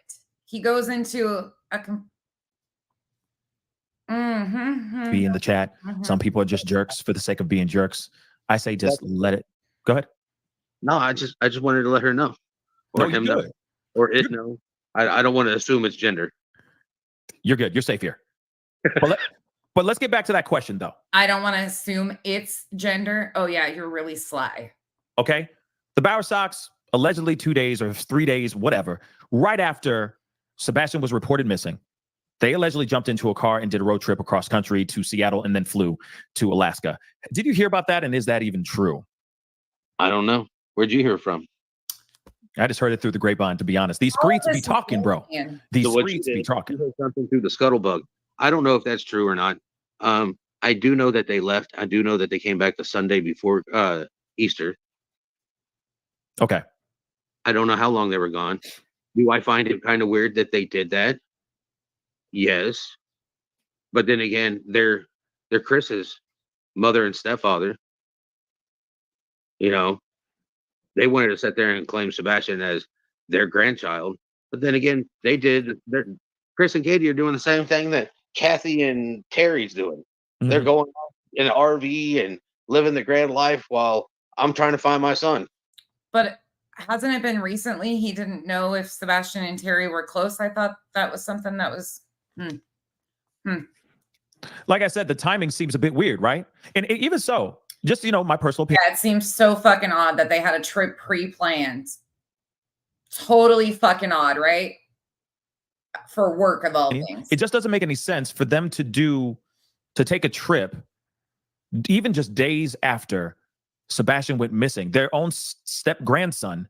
It just doesn't make any sense. I get it if you spent money on tickets and whatnot, but if they really took a private plane or even Southwest Airlines, it doesn't even matter. They could have called and canceled those things and not jumped into a plane or not jumped into a car and driven across country. Like I said, optically, it looks really, really bad. But then again, weeks later, we have the same situation with the. No, optically, it doesn't look really bad. Optically, it looks bad because of the fucking narratives being painted on YouTube. Optically, it looks very normal that if somebody has a pre-planned work trip that they have to continue to go on, no matter what is going on in life, because somebody has to pay the bills, right? Not everybody can have a 50,000, 25,000 GoFundMe, and who knows how much is on the Cash App. I would assume probably the same. Proudfoots getting into an RV and then just disappearing for a few days. But now I'm also hearing, and I'm glad that you answered that. I appreciate you giving us your 2 cents on that. But I also been hearing, and of course, these are just kind of rumor mill stuff, but I just wanted to kind of put some of these things to rest. I'm also hearing something along the lines of a house being sold or about to be put on the market. No, is this true? No. About the Proudfoots home being put on the market? I've heard the same rumor. And is there a way that you could stop that from actually happening? Because I feel like that's a crime scene. Is that not? Potentially? Well, if it's true, then it would be up to TBI to do that, not me. If it's true, this smug son of a bitch knows that their house isn't on the market, but he's okay with these rumors. Okay. I mean, okay. I'm just a single person. All right. So has the house been fully processed to your knowledge? Say that again? Not that I know of. So the house hasn't been fully processed. Okay. That you know of. Have any of the cars, their cars, the Proudfoots cars, have they been processed fully? Not that I know of. Anything that's go ahead. Now, go ahead. The thing to say is that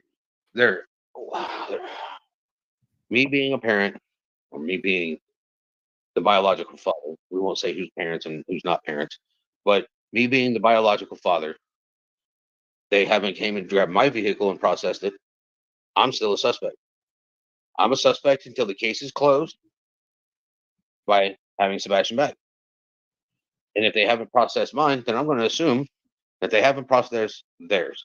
They came to my house the day it happened. They followed me back here, went through my house, took my son's electronics, which they still have not given back. Yeah.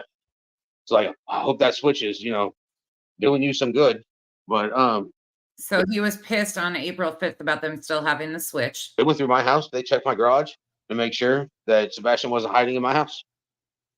But he didn't go missing from my house, so why would they forensically investigate my house?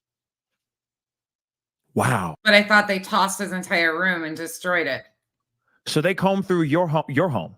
your own personal home, but they didn't, from your knowledge, they didn't fully comb through the Proudfoots home, which is the exact home in which he was in before he disappeared. Well, they've Go been ahead. in that. I said they've been in that house with dogs, cadaver dogs, sniffing dogs. They've gone through and measured the outside, measured the inside. Now, I'm not. I don't watch. I watch. CSI. I'm not a detective. I play one on TV. But did they not like spray things down with that fluorescent liquid stuff? Did they not do inside the Proudfoots home? Did they not do anything to see if there was any spillage, any blood, etc., in the house at all? Don't know. Aye. I don't know, but you The cars too? 3 days. Don't know. Aye. The only thing they told me is they put the dogs to the cars. He was there for the first 3 days. He knows that they were in and out of that house. He's mentioned it numerous times up to this point. How's the relationship with you and law enforcement, honestly, right now? I didn't text them today, and they didn't answer the phone when I called. Wow. Do you think that they're doing a thorough job in the investigation on the disappearance of your son? I hope they are. I'd like to be able to trust that they're doing the process properly, correctly. And why didn't you do what they asked to build trust with you? Why were you adverse to doing anything law enforcement asked you to do, Seth?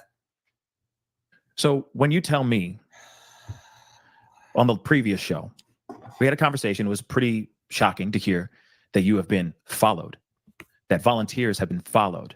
In fact, you said on... Which we heard from law enforcement, there's been 0 reports about anybody being followed or harassed or stalked. The only report that was made was by the United Cajun Navy, and that was in Nashville. I think it was Nancy Grace later on. You mentioned that people are actually taking flyers down that have Sebastian's face printed all over them. Yep. Have law enforcement done anything in regards to... And we have seen 0 proof of flyers being taken down. Stopping these lurkers from following you guys around or stopping people from taking these flyers down? I'm just curious about that. Have they been doing anything, even that little bit? Just curious. No, I have no idea. I've given them license plate numbers for people who are following my volunteers, but no threats have been technically made, just implied. So I don't know.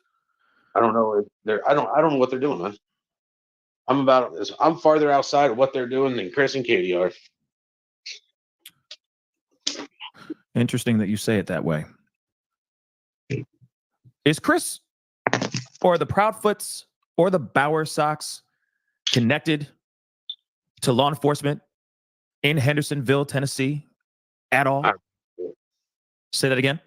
I have no idea.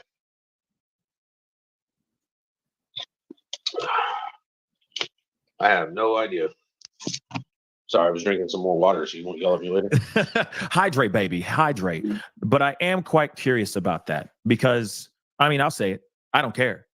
It is a little bit odd that all this has transpired. We have not found this young man whatsoever. We had a search rescue team coming in. They left they left for 5 seconds because of threats. Then apparently they have come back. At least Cajun Navy has come back to a certain extent. Some entity of Cajun Navy has come back to help in the search, allegedly. There's still people out here volunteering, trying to find your son, yet you still have volunteers getting followed by random suspicious cars and flyers being torn down in this small town. To me, it seems a little bit odd. Then you also have law enforcement out here on a press conference basically saying, hey, everything's been out, ruled out as far as foul play, so on and so forth. So they're just telling us that your son just got up and walked out the house without shoes on. Nope. You got to stop for a minute and use your imagination. He got up and he floated out of the house because no dogs picked up his scent. No kidding. Oh, so now it's joking, right? We're back to joking. He floated out of the house. When he talks about this, there's just 0 emotion in it. There's 0 like.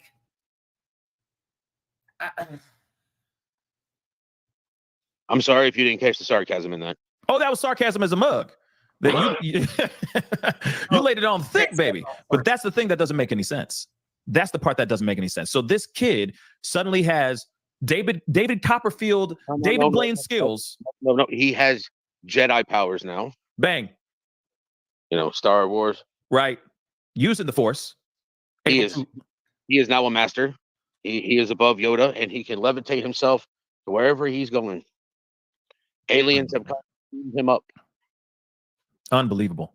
That's the reason why I'm looking at this and I'm side-eyeing all this and I'm going, okay, is there a connection with law enforcement, with the Proudfoots or the Bowerstocks or anything of that sort? And of course, hey, sorry, but I got to ask the questions, guys. All right. I know there's some people that are going to feel some type of way about that, but I don't care because this does not make any sense, y'all. None of this makes sense. No, you don't care because it lines your fucking pocket. You don't care if it's salacious and bullshit. You don't give a shit, Pascal. Free journalism.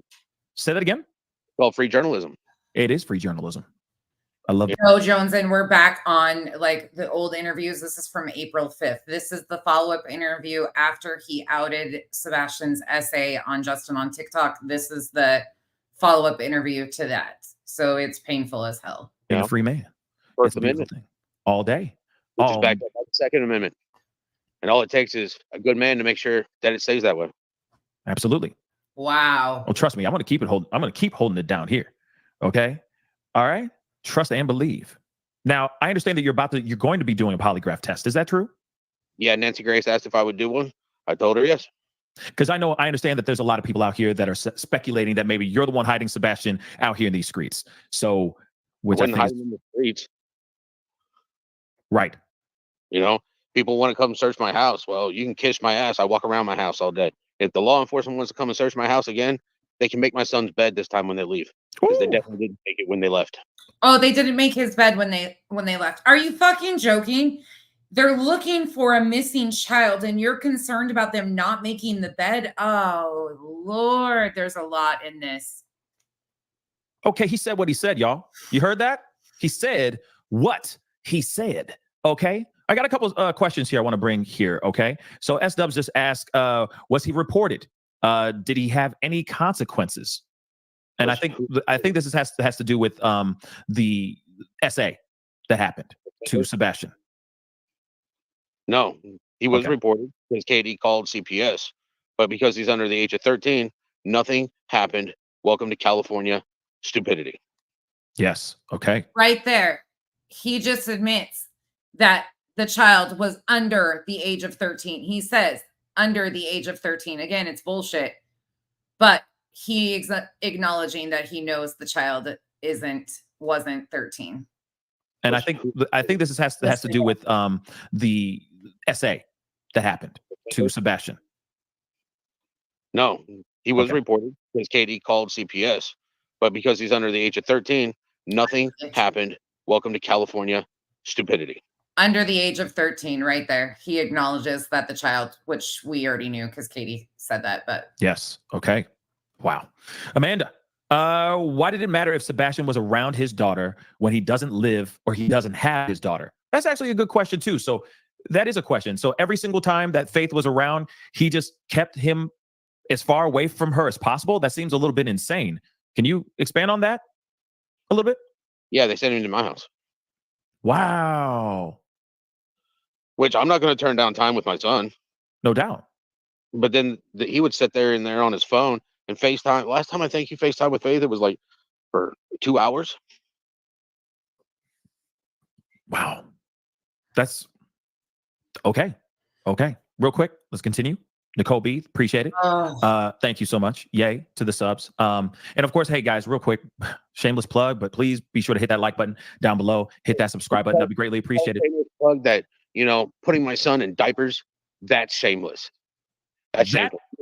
Me explaining that something that has happened that has changed his life and he's not getting the help that he needs brings it to more of awareness, not just for him, but for everybody else that's a victim. So why? No, sir. No. Fuck that. Nope. Sorry. No. You have no right to out anybody's sexual assault. Nope. Especially a minor child. He didn't get to consent. Kids are not able to consent. Fuck you. Right out the gate. Nope. It doesn't help bring awareness because you violated him. You didn't have his permission. You didn't have his consent. You re-victimized him. This is not helpful for victims. Fuck you. You sit there and want to sit there and say stuff about my son Why don't you let somebody violate you and then find out what happens when you don't get the correct therapy so that you can go back to civilization and be part of society and not be part of the problem? So if you've been victimized and you didn't get help, then you're, oh, God damn, I'm going to lose my shit.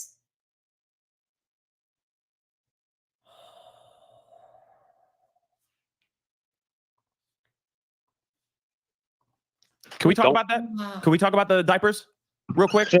I'm glad you mentioned that. Incontinence briefs. What's up with the diapers? Can you break that down for me? Because I've heard that many different times and many different comments and chat forums and all that. Could you just explain a little bit about this diaper situation? Oh my God. He was having accidents at school, and Chris got tired of Katie taking clothes to him to change clothes, so he made him wear a pull-up. So they opted for a route that would protect his dignity and anything else. So opting to use incontinence briefs is actually humane and keeps dignity intact for a child or an adult that has incontinence issues. It is not about punishing them. Sometimes it's better to wear incontinence briefs so there's not the shame, embarrassment, anything else of having accidents. Fuck you, Seth. Which is actually one of those things that happens to children that are abused. He would come to my house. First thing he did when he came in, I was like, take those damn things off, go take a shower, put on some underwear and some comfy clothes. Because we're men. We wear our boxers. We wear our boxer briefs. We're men. We're men. I get this whole vibe, and I'm sorry, I'm going to say what I think. But in his opinion, that if he needed to wear incontinence briefs, then that's not manly. And that looks poorly on Seth's image. Because, Lord forbid, he might have some type of situation going on where he has incontinence issues, but God forbid, we're men. We wear our boxers and our boxer briefs. Fucking gross. Mm-hmm. Yeah, we're not wearing pull-ups. And no accidents here. But when we're not wearing pull-ups. That's his words. Again. So it's better to let a child suffer and be embarrassed because it's a pride thing that manly people, fuck this. I'm sorry, y'all. This hits home for me on a lot of, I could never. He would go over there, he would be wearing diapers. When he went over there, it got to the point where he was forced to bring a diaper over here. Or when he left, he couldn't have underwear at their house. Bullshit. Really? Bullshit. Chris didn't want him wearing underwear. Chris wanted to wear a pull-up. Chris got upset that I wouldn't enforce that. Chris wasn't even fucking home. He was working out of town. And you have agreed to that. You knew that he wasn't there. So stop blaming it on Chris. Chris did this. Chris did that. He wasn't even there. What about Sebastian? What about dignity for Sebastian? What about what Sebastian needs and wants? Hey, Aaron. Love you too. I'm so proud of you for speaking last night, by the way, too. I'm so glad you guys got the space to talk about all of that. And just know I really sending you a huge hug. Yeah. Okay. Continue on. I don't, we're a little over half. At my house. What? I should have let my son doesn't need to be in a pull-up. My son needs to be treated better. Oh, you fucking asshole. Accidents happen. No doubt. All right. But living months without an accident in my house. Real quick before we continue, I do want to give everybody a quick heads up. Please, guys, I have pinned it to the top at the very beginning of our conversation. It is Seth Rogers' Cash App. I highly urge you guys, I beg you guys, please go over there, show him some support. It is tagged to the top of the chat as we speak right now. I see a gang of y'all in the chat. Please go support. He is literally out here trying to find Sebastian as we speak. He is not working right now. He could really use the help, really use the funds. So please, if you got $1, $5, it doesn't matter. A little goes a very long way. Please go over to the top of the chat. It is pinned to the top. Please go over there. If you have Cash App, check that out. I will also be putting in the GoFundMe link here in just a minute so that you guys can get your hands on that. And if you want to donate over there, you're more than welcome to as well. But please, if you can, if you have one little, small, little generous bone in your body right now, please go over to his Cash App. Show him some love. That'd be greatly appreciated. The elf, right? I'd like to answer this question from Angela Hill. Okay, sure. It says, how does he know Chris got tired of it and not mom? Because the last time I heard anything mentioned about it, Chris made a point of stating that his mom was letting him wear underwear again and he had an accident. And Chris was like, so you put your... Oh, wait. He just told us that he wasn't allowed to have underwear at his mom's house.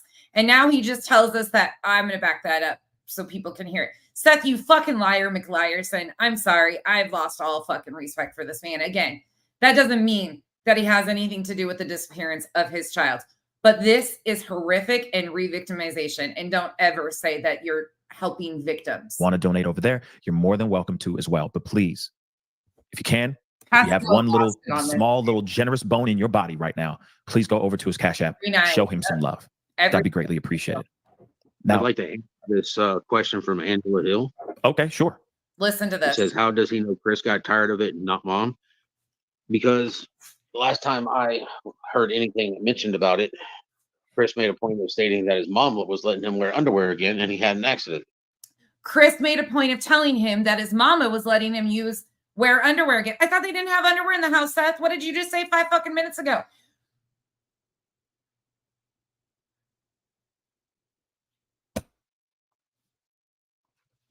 And Chris was like, so you put your mom under the bus when you did that. So that kind of tells me mom was willing to give him a chance.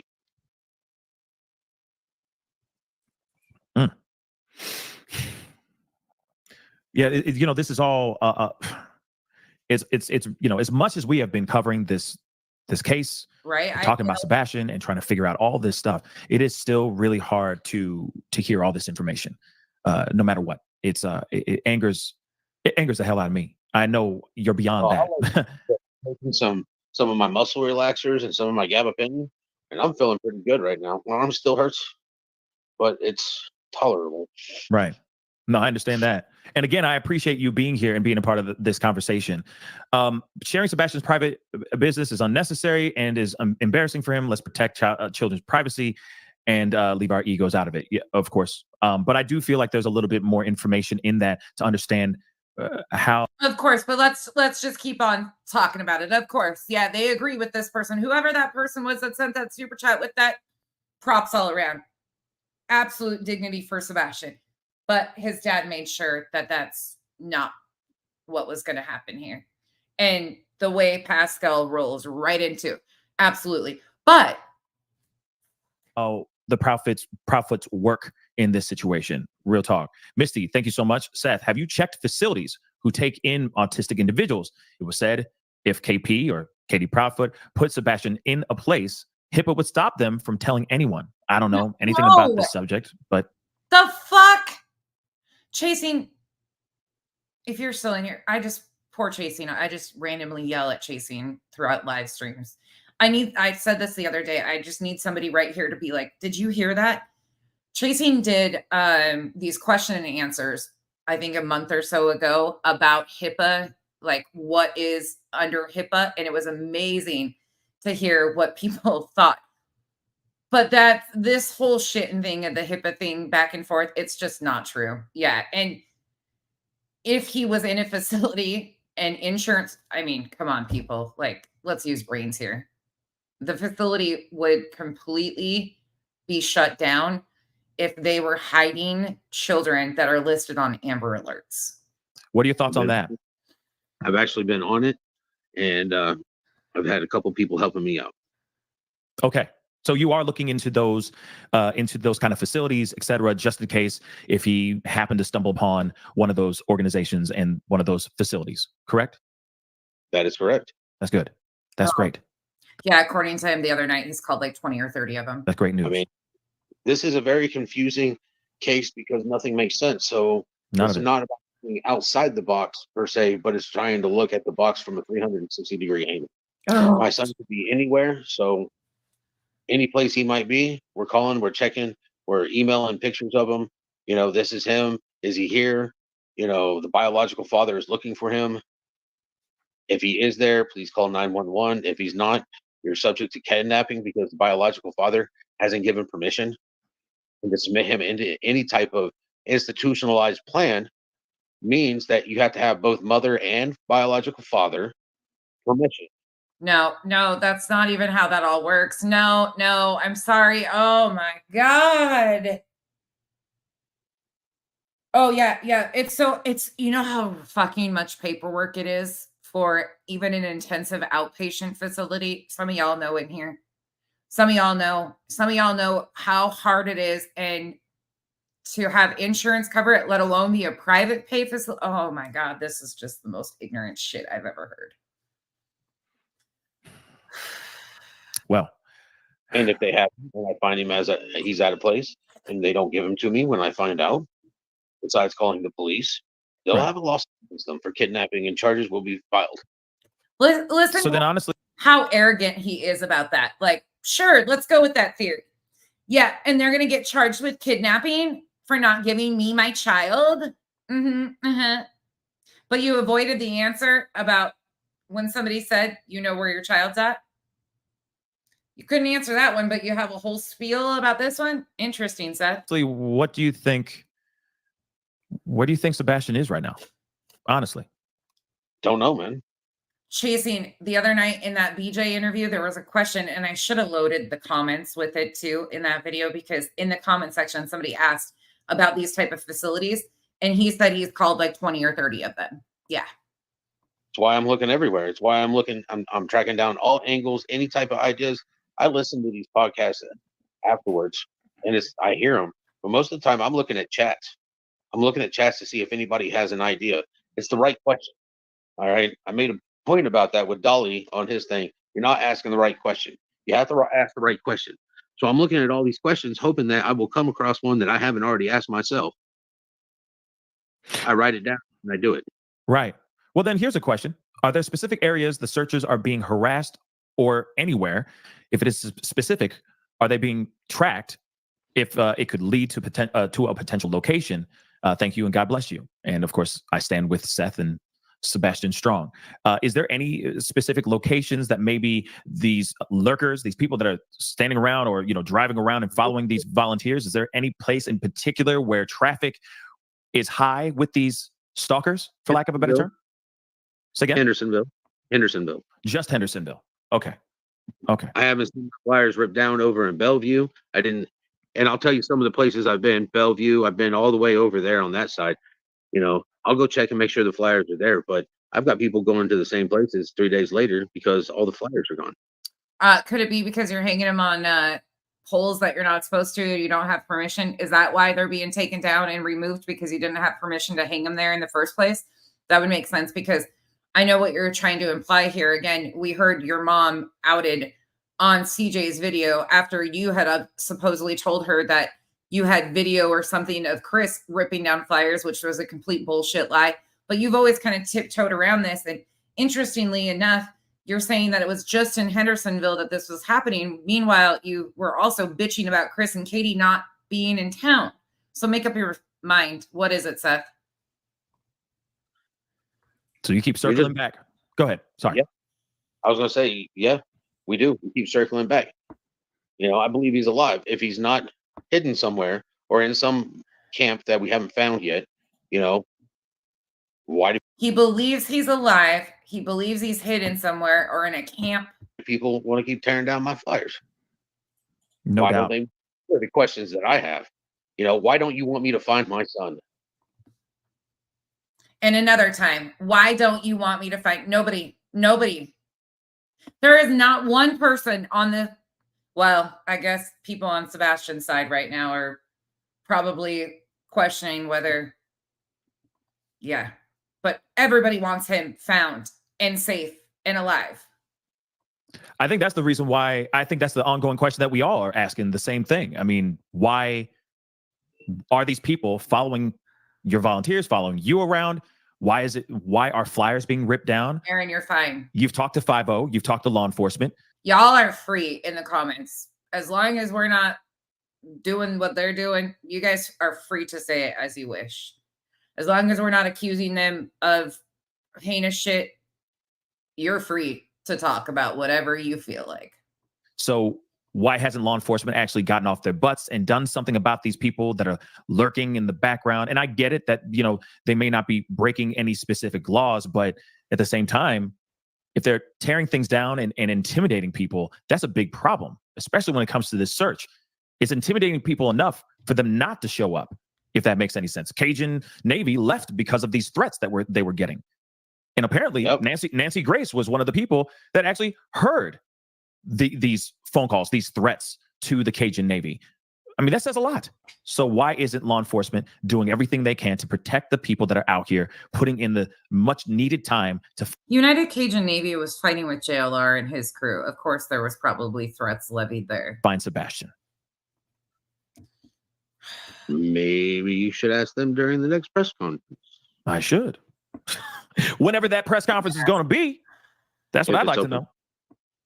If it's open to the public, indeed. If it is indeed. Right. Real quick, this is important for you too. Okay, so that you can keep moving out here. Is there a Venmo? Do you have a Venmo? I don't. Okay. Shoot, I don't even have the Cash App. The Cash App is actually his godmom. Oh, okay. Well, if you do talk to godmom and she has a Venmo, please let us know, and then we will make sure that Venmo is out here for everybody to see as well. Because there's a lot of people that want to support as much as they can. Okay. And I appreciate it. Of course. We want to hold it down for you, bro. We want to hold it down for you, brother, all day long. Okay. Because this whole thing ain't right. This whole thing is not right. And we want justice. We're going to have a block party when we find him, right? Babe, be nice. Semi. Absolutely. Kyle's in the chat causing a ruckus. We're gonna meet in face to face. We're gonna pop some champagne. We're gonna drink some beers. We're gonna have a great time. On God. We're going to see each other, and we're going to have a blast. It's going to be all the people, everybody, just on TikTok. He had a Gerber life grow-up plan is what he had. T-Rev, everybody that's been involved in trying to get this word out here, get this story out here, this case out here. We're all going to be there celebrating with you when he is found. And I do feel that it's just around the corner. It's just around the corner. It's coming soon. Again, this was April 5th. Giselle, thank you for the gifted memberships, y'all. Welcome to the Cabana. Wish it would just happen right now. But the people that I feel, I mean, this is just me, but the people that I feel that know everything are the Proudfoots. And I wonder why, and I'm wondering when that's going to happen, when they actually speak the truth. Go ahead. What were you going to say? Just remember, everybody's innocent until proven guilty, no matter what their demeanor or behavioral language state. Because if that was the case, there'd be a lot of guilty people out here, which there probably is. I'm hoping, you know what? Honestly, I'm hoping as well. Honestly, I really am hoping as well. Real quick, guys, just so you guys know, I'm putting back in the GoFundMe. Okay. Speaking of behavioralists, I wish Peter Hyatt would review the stream from Brittany J's the other night. I bet he would have some interesting thoughts on that stream. GoFundMe link. All right. I'm going to share that with you guys as well, really quick, so you guys can see that. Okay. Because I think you guys need to see this. Just, thank you again, Giselle. Shameless plug. Nice little reminder. Okay. There is a GoFundMe. I put the link in the chat. It's in the chat right now as we speak, but here it is as well. Finding Sebastian Rogers family support.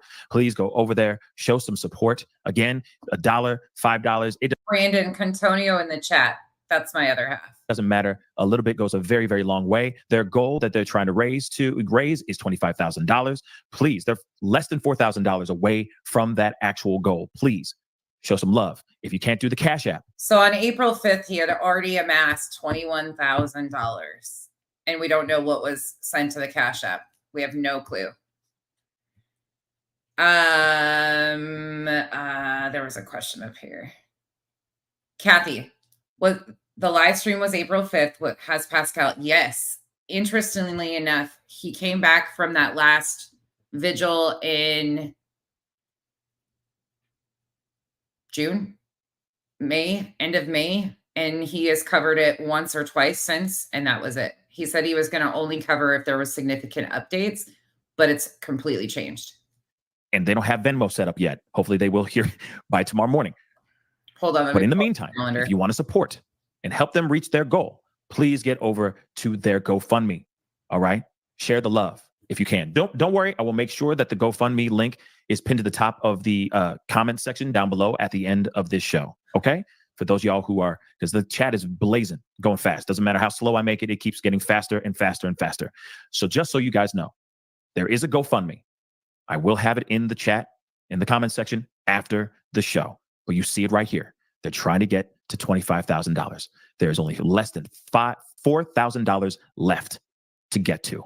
$3,600 something dollars. All right. You do the math. All right. Please. So according to my calendar, the last vigil that was hosted would have been the 19th of May. And then Pascal did a couple more videos after that, but it's been pretty much silent since. Sorry, I had to look at my calendar. Go over, support, contribute. That'd be greatly, greatly appreciated. All right. GoFundMe was started 3 days after Sebastian went missing, February 29th. The GoFundMe was started 3 days after. The private Facebook group that Bullshit Bobby and crew have was started the day after he went missing. But the GoFundMe was created February 29th, 2024. Right. Now, Seth, I do appreciate you coming in and chopping it up with us. Real talk, it really does mean a lot. I know that there's been a lot of questions in here, as far as the chats, and I got to ask a few more of these before I let you go. I'll pick like 3 or 4 of these really, really quick, just so we can get some of these questions, because I know people have some burning questions here. So I just want to get these real quick. Okay. So, lady, is CP close with local I can see you. Law enforcement? Basically the same question I asked. Anyone living off the grid nearby? That's actually a good question. The latter half is a very good question. I feel like the first half has already been answered. So anyone living off the grid nearby?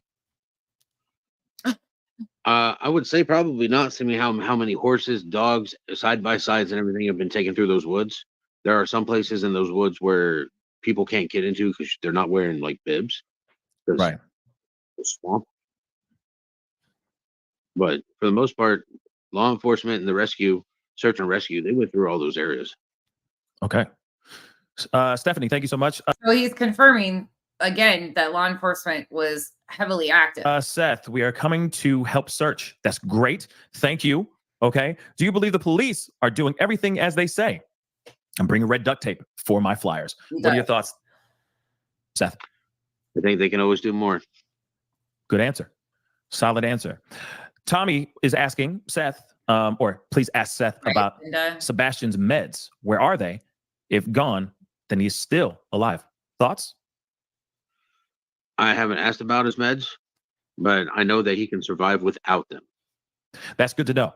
That's definitely good to know. So it's not... How would you not have asked about his meds? It's not like he would be in dire straits if he went a month without his meds. Or so. A month or beyond without his meds, correct? Correct. He wasn't taking meds until after the divorce. Oh, of course. Okay. Back to the divorce.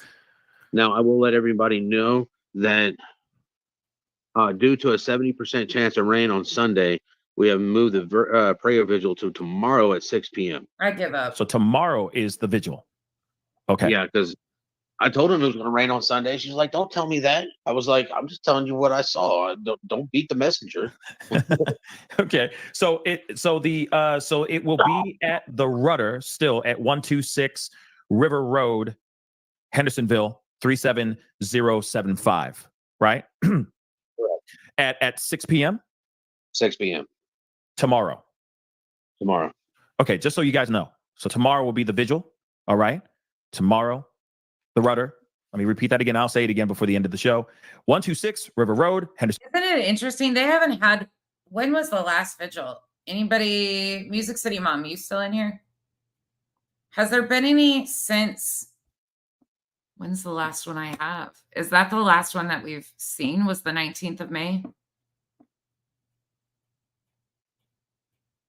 They were having them quite often. Why all of a sudden now we have nothing? Yeah, it looks like to me, I have the last one was that May 19th one. Ville, Tennessee, Yeah. 37075. Okay. And it starts at 6 p.m. tomorrow. Yep. So not Sunday, Saturday. Okay. Just so you guys know. You guys. Now, Elena, thank you so much, says, have you followed up with his medical insurance to see if medical claims have been submitted to insurance in the last? I just pulled up the calendar. It is May 19th. That's the last one I have. Unless there's been something locally that wasn't talked about on YouTube, that's the last one I have. Months. Good idea. That's a good idea, actually. Yeah. That probably Monday. Babe, you can go back to commenting. You're fine. Fire in the hole. Bang. Bingo, bango. Phil asked. About asking the right question. He's planning. Somebody asking the right questions? Are you taking notes? Question. You are taking notes. There we go. Golly, we got him taking notes, everybody. I love to see it. True. I love to see it. That's good. You guys are smart out there. Y'all too smart. Y'all too smart out here. Okay. Another one. Jackie Sue asks, I know I sound crazy and mediocre because it's an ongoing situation, but does Seth know at all if Katie and Chris has searched at all? Have they searched at all? Aside from the time that you went on a search with Chris, have they searched at all? We know they have. I don't know. I haven't seen them. So I can't. That's a blatant lie because he told us that they. Am I losing my fucking mind? Did we not hear Seth admit that him and Chris searched together? He was the passenger in the truck because Chris lived in the area, so he drove around. Why now? Is it? I don't know. Say yes or no. I think that answers the question. Thank you. I feel like I'm losing my goddamn mind. Another one. Audrey. Rumor has it in chats that CP's mother went to, I guess, Alaska and maybe with Sebastian. Does law enforcement know anything? I feel like they are soft. I feel like they're softening their deaf pockets. I don't know what that means, but I don't know. They didn't tell me any answers. Gotcha. Okay. Fair enough. Fair enough. Okay. I had all the answers, but, Say that again. I'm sorry. Said I wish I had all the answers. I feel you. I'm with you on that all day long. I wish I had all the answers as well. Okay. He was pissed because law enforcement didn't take him out like they did Chris. He was upset about that, dazed and confused. You're absolutely fucking right. I know Artist Creek, and here we are back with the Alaska theory. Okay. Also, I also understand somebody just said this too, and it's a member, so thank you. But they said, Darzilla just said, Seth, can we order the shirts from the lady in Clarksville that made yours justice for Sebastian? So I understand that the t-shirt that you've been wearing and all that, that's available somewhere online, correct? Can they buy that in support for you? The one on Bonfide, I think it's Bonafide. That one is pretty much like a fundraiser. Any money that's raised from that will end when I stop selling the shirts. Oh, again, TikTok Tony just said like last month that Seth didn't approve any of those t-shirts. He wasn't benefiting from it. He didn't have permission. Here you go again. Another time that he's promoting it himself and admitting that that's a fundraiser for him. Yep. There is a lady here. You'll have to check on Facebook. She said she was going to make a post so that everybody knew that she could make shirts, and it is local. And she asked me if she could, and I told her, yeah. That's what's up. I think that's also important as well. Because if any of the proceeds go back to you and your search, yeah, hopefully she sells the hell out of these shirts. Oh no, she sells the shirts at I think she's selling them at her cost. But that just keeps the money in the community. Oh, okay. Which I like to keep the money in the community. No doubt. Well, regardless, I think that You have your GoFundMe, you have the Cash App. I strongly recommend getting that Venmo hooked up, because I know that there are people outside of, some people outside of the country that can't do Cash App that want to support or give you a little bit of love during these trying times. So I definitely would recommend doing that, my brother. So talk to your people, let your people talk to your people and see if you can make something like that happen. I think that would be extremely, extremely helpful for you. And of course, we got the GoFundMe, the Cash App. We got all. PJ, thank you for that info. I'll go look into that when we're done. Thank you for coming in and saying that. That's really intriguing. Those things running at all times, which is really, really fantastic. But I also want to say, of course, you're going to take a little bit of time off. We're walking into the weekend and everything. So I, as I said last time we talked, so I'm going to say it again till I'm blue in the face. I just strongly recommend you getting the rest that you rightfully deserve. Rest that arm, rest that shoulder, that back. Let it do what it needs to do. I know it's stressful times and there's a lot of BS and a lot of drama circulating around your son's disappearance. But you can't be fully functional if you're half asleep out here, right? Sleep is not something I get. I get that. God. I get that. But I just say, please try. We know you get sleep. Oh, me? Yeah, we know you get sleep like 10 or 12 hours a day. Man, I wish.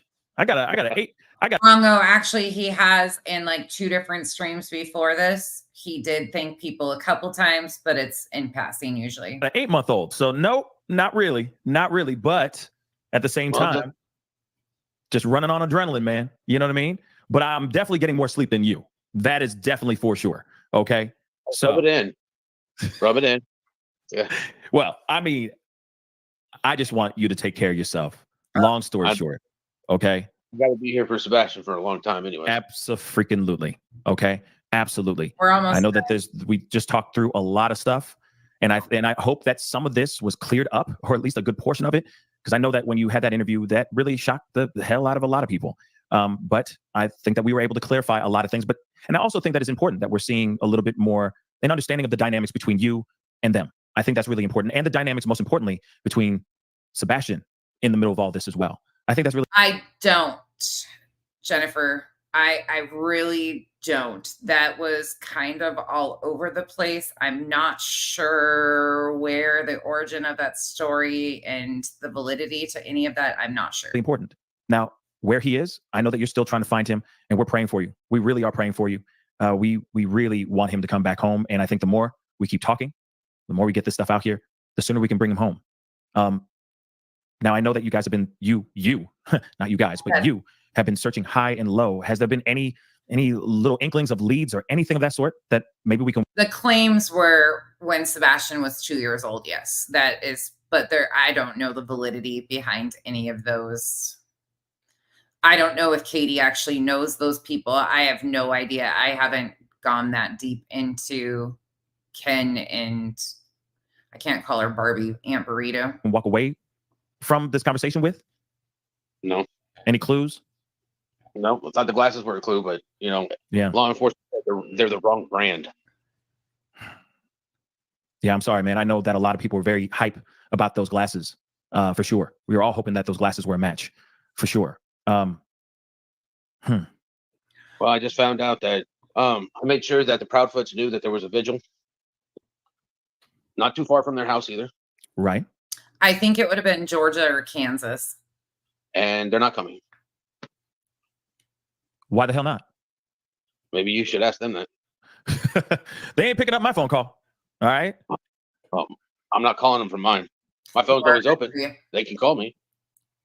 I prefer they show up and actually help pass out flyers.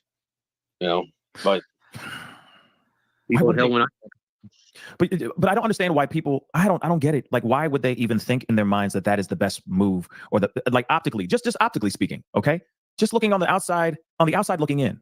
If they were ever to take themselves out of the situation and just look from the outside in, why would they think that would be a logical choice by not showing up? Because that just literally really brings everyone's speculations, etc., all the way home. It just makes things worse for them. Why would they not show up? That is just the most ridiculous. Like the fact that they're not even showing up for the searches and they're not doing any of that. They go on these trips and do all that stuff. You can't even show up to your own son's vigil, regardless if you're getting venom and eyes darting at you. It just doesn't make sense to me. it might stop some of it. Interesting. It would, right? Wouldn't it a little bit? Just a little bit? Don't know. You would think. Have mercy, man. Have mercy. So they're not even showing up to the vigil. Ain't that something, y'all? Well, I see your guys' questions and I'm with you. Like, there's so much here that's just really odd. The way he says things, the way he implies things, all of this stuff, the taco stuff. I don't know the validity behind all that shit. I'm not really sure. The shit's so all over the place anymore. My brother, I'm sorry. Because you are on, like, we all react to this because we are all emotionally attached to this case, and we are emotionally attached to you. I'm emotionally attached to you, my brother. I care. But I can only imagine what it feels like to be on the receiving end of that text message, finding out that the mother of your own child is not willing to be at the vigil. Like I said, I just don't get it. I just don't. And it just hurts my heart. It really does.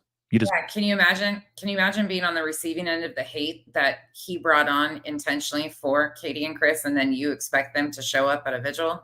Like, are you fucking kidding me, Pascal? They're better. Sebastian deserves better. Just like she said in that statement that her son deserves better. Interesting. That she's not doing exactly what she said in that statement. Showing up and being there in solidarity with everybody else. It hurts my heart, man.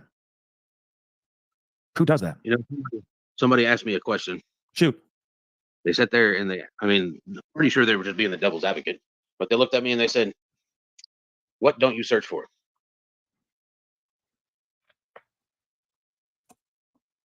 What don't you search for? You don't search for something that's not lost. Interesting, because you haven't been out searching either. Ain't that the truth? But you have to have an attachment to it in order for it to be lost. Mm-hmm. And isn't it interesting how this all unfolds and how things go the way it's been going down, at least with this particular case? Interesting, huh? Interesting, to say the least. Disgusting, if you ask me. Yeah. Oh.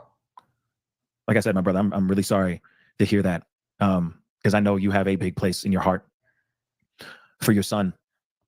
And again, tacos, I honestly don't know. I don't know. I think maybe when the weather changes and it's not so hot, maybe they will resume outside of the 5-mile radius. I'm not really sure what the next plans are, to be honest. We need to bring him home. We need him to go back to you. Long story short. And so I'm hoping that we actually are able to do that, regardless of the drama, regardless of the salaciousness, regardless of all that stuff. What matters the most right now is being able to find a way to get him back into your arms, because it seems like that was his safe place and that was his happy place. Safe and happy. Meanwhile, we have heard how many stories of abuse and neglect, in my opinion. Okay. Sure. Yep. The sooner the better. Oh, PD. Yeah, absolutely. They know way. I'm praying for you, my brother. I really, really am. I'm praying for everybody. Well, listen, I'm gonna let you go so you can get some proper rest. You know, we've had quite the epic conversation. There's a lot to dissect. There's a lot of information here. Very disappointing information at the end of there, just to be completely honest, because I expect them to do better too. I'm praying for everybody. I said it before, and you're right. Innocent until proven guilty in a court of law. You are absolutely right. Optically, in the court of public opinion, the Proudfoots are not looking very good. But at the same time, just because them not showing up to a vigil or them not going out and searching themselves independently for Sebastian does not mean an admission of guilt. That is very true. But in the court of public opinion, it is very hard not to look at them with a hard side eye, at least in these moments right now. They have plenty of time to redeem themselves. I would hope every day is an opportunity to turn this whole thing around. It is. But they keep making decisions that are showing something different. They keep disappointing everybody time and time again. I just can't believe it, personally. But we are all here for you, Seth. We are all here for Sebastian. Everybody light up the comment section in the family chat with green. It's interesting how he says, we're all here for you, Seth. And then Sebastian as an afterthought. Heart emojis. If you feel me, please show some love and some support in the chat. Some green heart emojis in solidarity for Sebastian. because we are all here, Sebastian Strong. We all stand with you, Seth. We care for you. We love you, man. We want you to have nothing but a positive outcome in this particular case. Right. You deserve that. And most importantly, Sebastian deserves that. Yeah, he's the only one that deserves, right? Yeah, sure. So again, I really want to say thank you so much for coming onto the show and clarifying some things, clearing some things up like the title says here. It really does mean a lot. And so I want you to go get some rest. I know you're not going to get much, of your heart. but, you know, try to chill, try to relax a little bit. And we'll be talking to you very soon. I'm going to take me a couple of these pills. Word. And sleep. Hopefully get some sleep. Get a little bit of shut-eye, right? You know, everybody keeps telling me to turn my phone off. And it's like, Sebastian memorized my phone number. So it's really hard for me to even think about which phone closing or turning my phone off. Because if he calls, I want to be able to answer the phone for him. Find out where he is and then come get him. No doubt. And I don't blame you on that. Maybe you should change your voicemail too. If this is Sebastian, so in case you miss a call, call 911, call 911. Maybe you should put a message on your voicemail in case you do miss the call. Hey, if this is Sebastian, please call 911 immediately. Tell them where you're at. Maybe something like that, you know? On that too. Okay. I don't blame you on that at all. And I would do the same thing. I'd keep that phone on. But then also I'd ignore a lot of phone calls. I just ignore them. Is that if he calls me, he's not going to call from his cell phone, obviously. You ain't wrong. Okay. You ain't wrong at all. One last question really quick. Let me grab this really quick. Seth, has anyone checked the Amish communities and or Indian reservations in the area? There we go. Another good question. Write it down. Bang. Okay, see, smart families. So that's family smart. Y'all smart. Wicked smart. Wicked smart. Pakta Khan, Harvard Yard. Smart. Okay? I'm very proud of y'all. Okay? And there's one of the mentions of the reservations. Seth, I'm gonna let you go so you can go do your thing, get some rest that shoulder. Because I see you stretching it, moving it around. Go get some much needed rest, my brother. And we will talk here very, very soon. All right? I just want to let you all, for the local shirts, you can contact Ms. Laura Jones on Facebook. And she can get you in touch with the local shirt. Wait, so real quick, Laura or Mora Jones? Laura. Okay. You writing that down? Yes, sir. Hey, man, you know, I'm trying to help you out, bro, in any way I can. You coming in here, blessing us with your time, blessing us with this information, coming in here, talking with us about everything. I'm going to try to do everything I can to get the word out here and let people know where blessing us while re-victimizing your child. Yeah, great. They can support you because you need as much support as you can right now. Okay. And if that's GoFundMe's, if that's t-shirts, if that's Cash App, if that's Venmo, write that. Why does everything have a $sign attached to it? Down to Venmo. Write it down. Just write it down. Do me a favor. He needs emotional support and therapy, in my opinion, more than anything else. Just write it down. You're going to do me a favor. You'll make me very happy. Get that set up. Just get it set up. Because there's a lot of people internationally that want to show some support. And Cash App, they can't really do international. Just so you know. Okay. So just get that set up. Okay. Thanks for the I wrote it down. And I've been drinking water. What else do I need to do so you don't yell at me? Get some rest, bro. Get some rest, my brother. What did you say? Say that again. You're the one with me still on the show. Asking me questions. I'm hanging up on your ass then. Okay. Much love to you, my brother. Okay. Please stay safe out there. Stay safe out there. Okay. I know these streets are crazy right now. Okay. We love you. And we'll be in contact soon. Okay. We'll talk soon. Okay. Yes, sir. All right. Stay blessed, brother. Peace. Babe, are you still watching? Are you still down there? Kyle probably shut it off already. We made it. We made it through. I don't even know what to think right now. Honestly, like, that's some fuckery. Completely. That just makes me feel so gross, considering what we heard this weekend. Yeah, fucking gross. Okay, so now we just did the 5th. So the next one that we do will be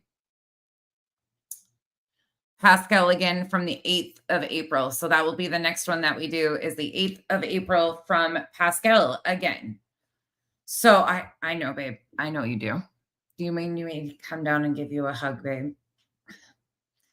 Sorry guys, that was a lot. That's a lot to process. There was a lot in there that I've completely forgot about. A lot of these interviews, it's all meshing together right now. These creators have been completely opportunistic about their movements in this. Like, all of this has just been, it's too much. I'm going to let you guys go though. Thank you guys for sitting through that with me. At least we got through this one. Thank you. They're actually lightweight. thank you guys for hanging out with me. I know this was insufferable and a lot, but I think it's important. And I think we picked out, like, going back to that timestamp of 43:37, when he mentions that California law, that really bothers me. Something about that just seems so. Yeah, Allison, isn't that interesting how Kyle is seeking therapy? Yes, Kyle is like, I'm done. Ava, I am relieved. I have attention. Like, I don't know if you guys are the same way, but when you watch this stuff, all of that like energy builds up across my shoulders, and I sit there and like that's why I'm always doing this or like rubbing my arms. That's my self-soothing stuff. You can tell like this was a lot. I can't even imagine being Katie and Chris hearing this stuff, or anybody that knows Sebastian, loves Sebastian. You know, if we have these reactions to it, imagine how these people feel. Like that's what I can't reconcile any of this because none of it's okay. And at the end of the day, Sebastian is who it hurts. Sebastian, it hurts Katie, of course, but Sebastian, I keep going back to how did any of this even, none of this did anything but harm Sebastian and the people he loves. And yes, I said loves earlier. Sorry. It's just, it's how it goes. So, all right, y'all. I hope you guys have a wonderful rest of your day. Interesting. That's interesting. Yeah, I'm going to look into that a little bit further too, because something's off there. Okay, you guys, I will see you. I might see you tomorrow. I don't have a whole lot. I have to go to the dentist in the morning. But then after that, I might see you guys tomorrow afternoon so we can get through some more of these interviews because I want to get them over with. If not, I will probably see you guys Wednesday. If I don't see you guys this week, if you're taking off for vacation for the 4th of July or spending family time, be safe. Don't drink and drive. And have a great, relaxing week. And for those of you that I will see later in the week, remember, self-care is needed. This is a very heavy, heavy topic, and it gets heavier every time we watch this stuff. So please take care of you because you can't pour into other people if you're not pouring into yourself. Have a great day, y'all. Thank you for being here. And please keep Sebastian in your thoughts, prayers, whatever you do, because Sebastian deserves better than all of this. Bye, y'all.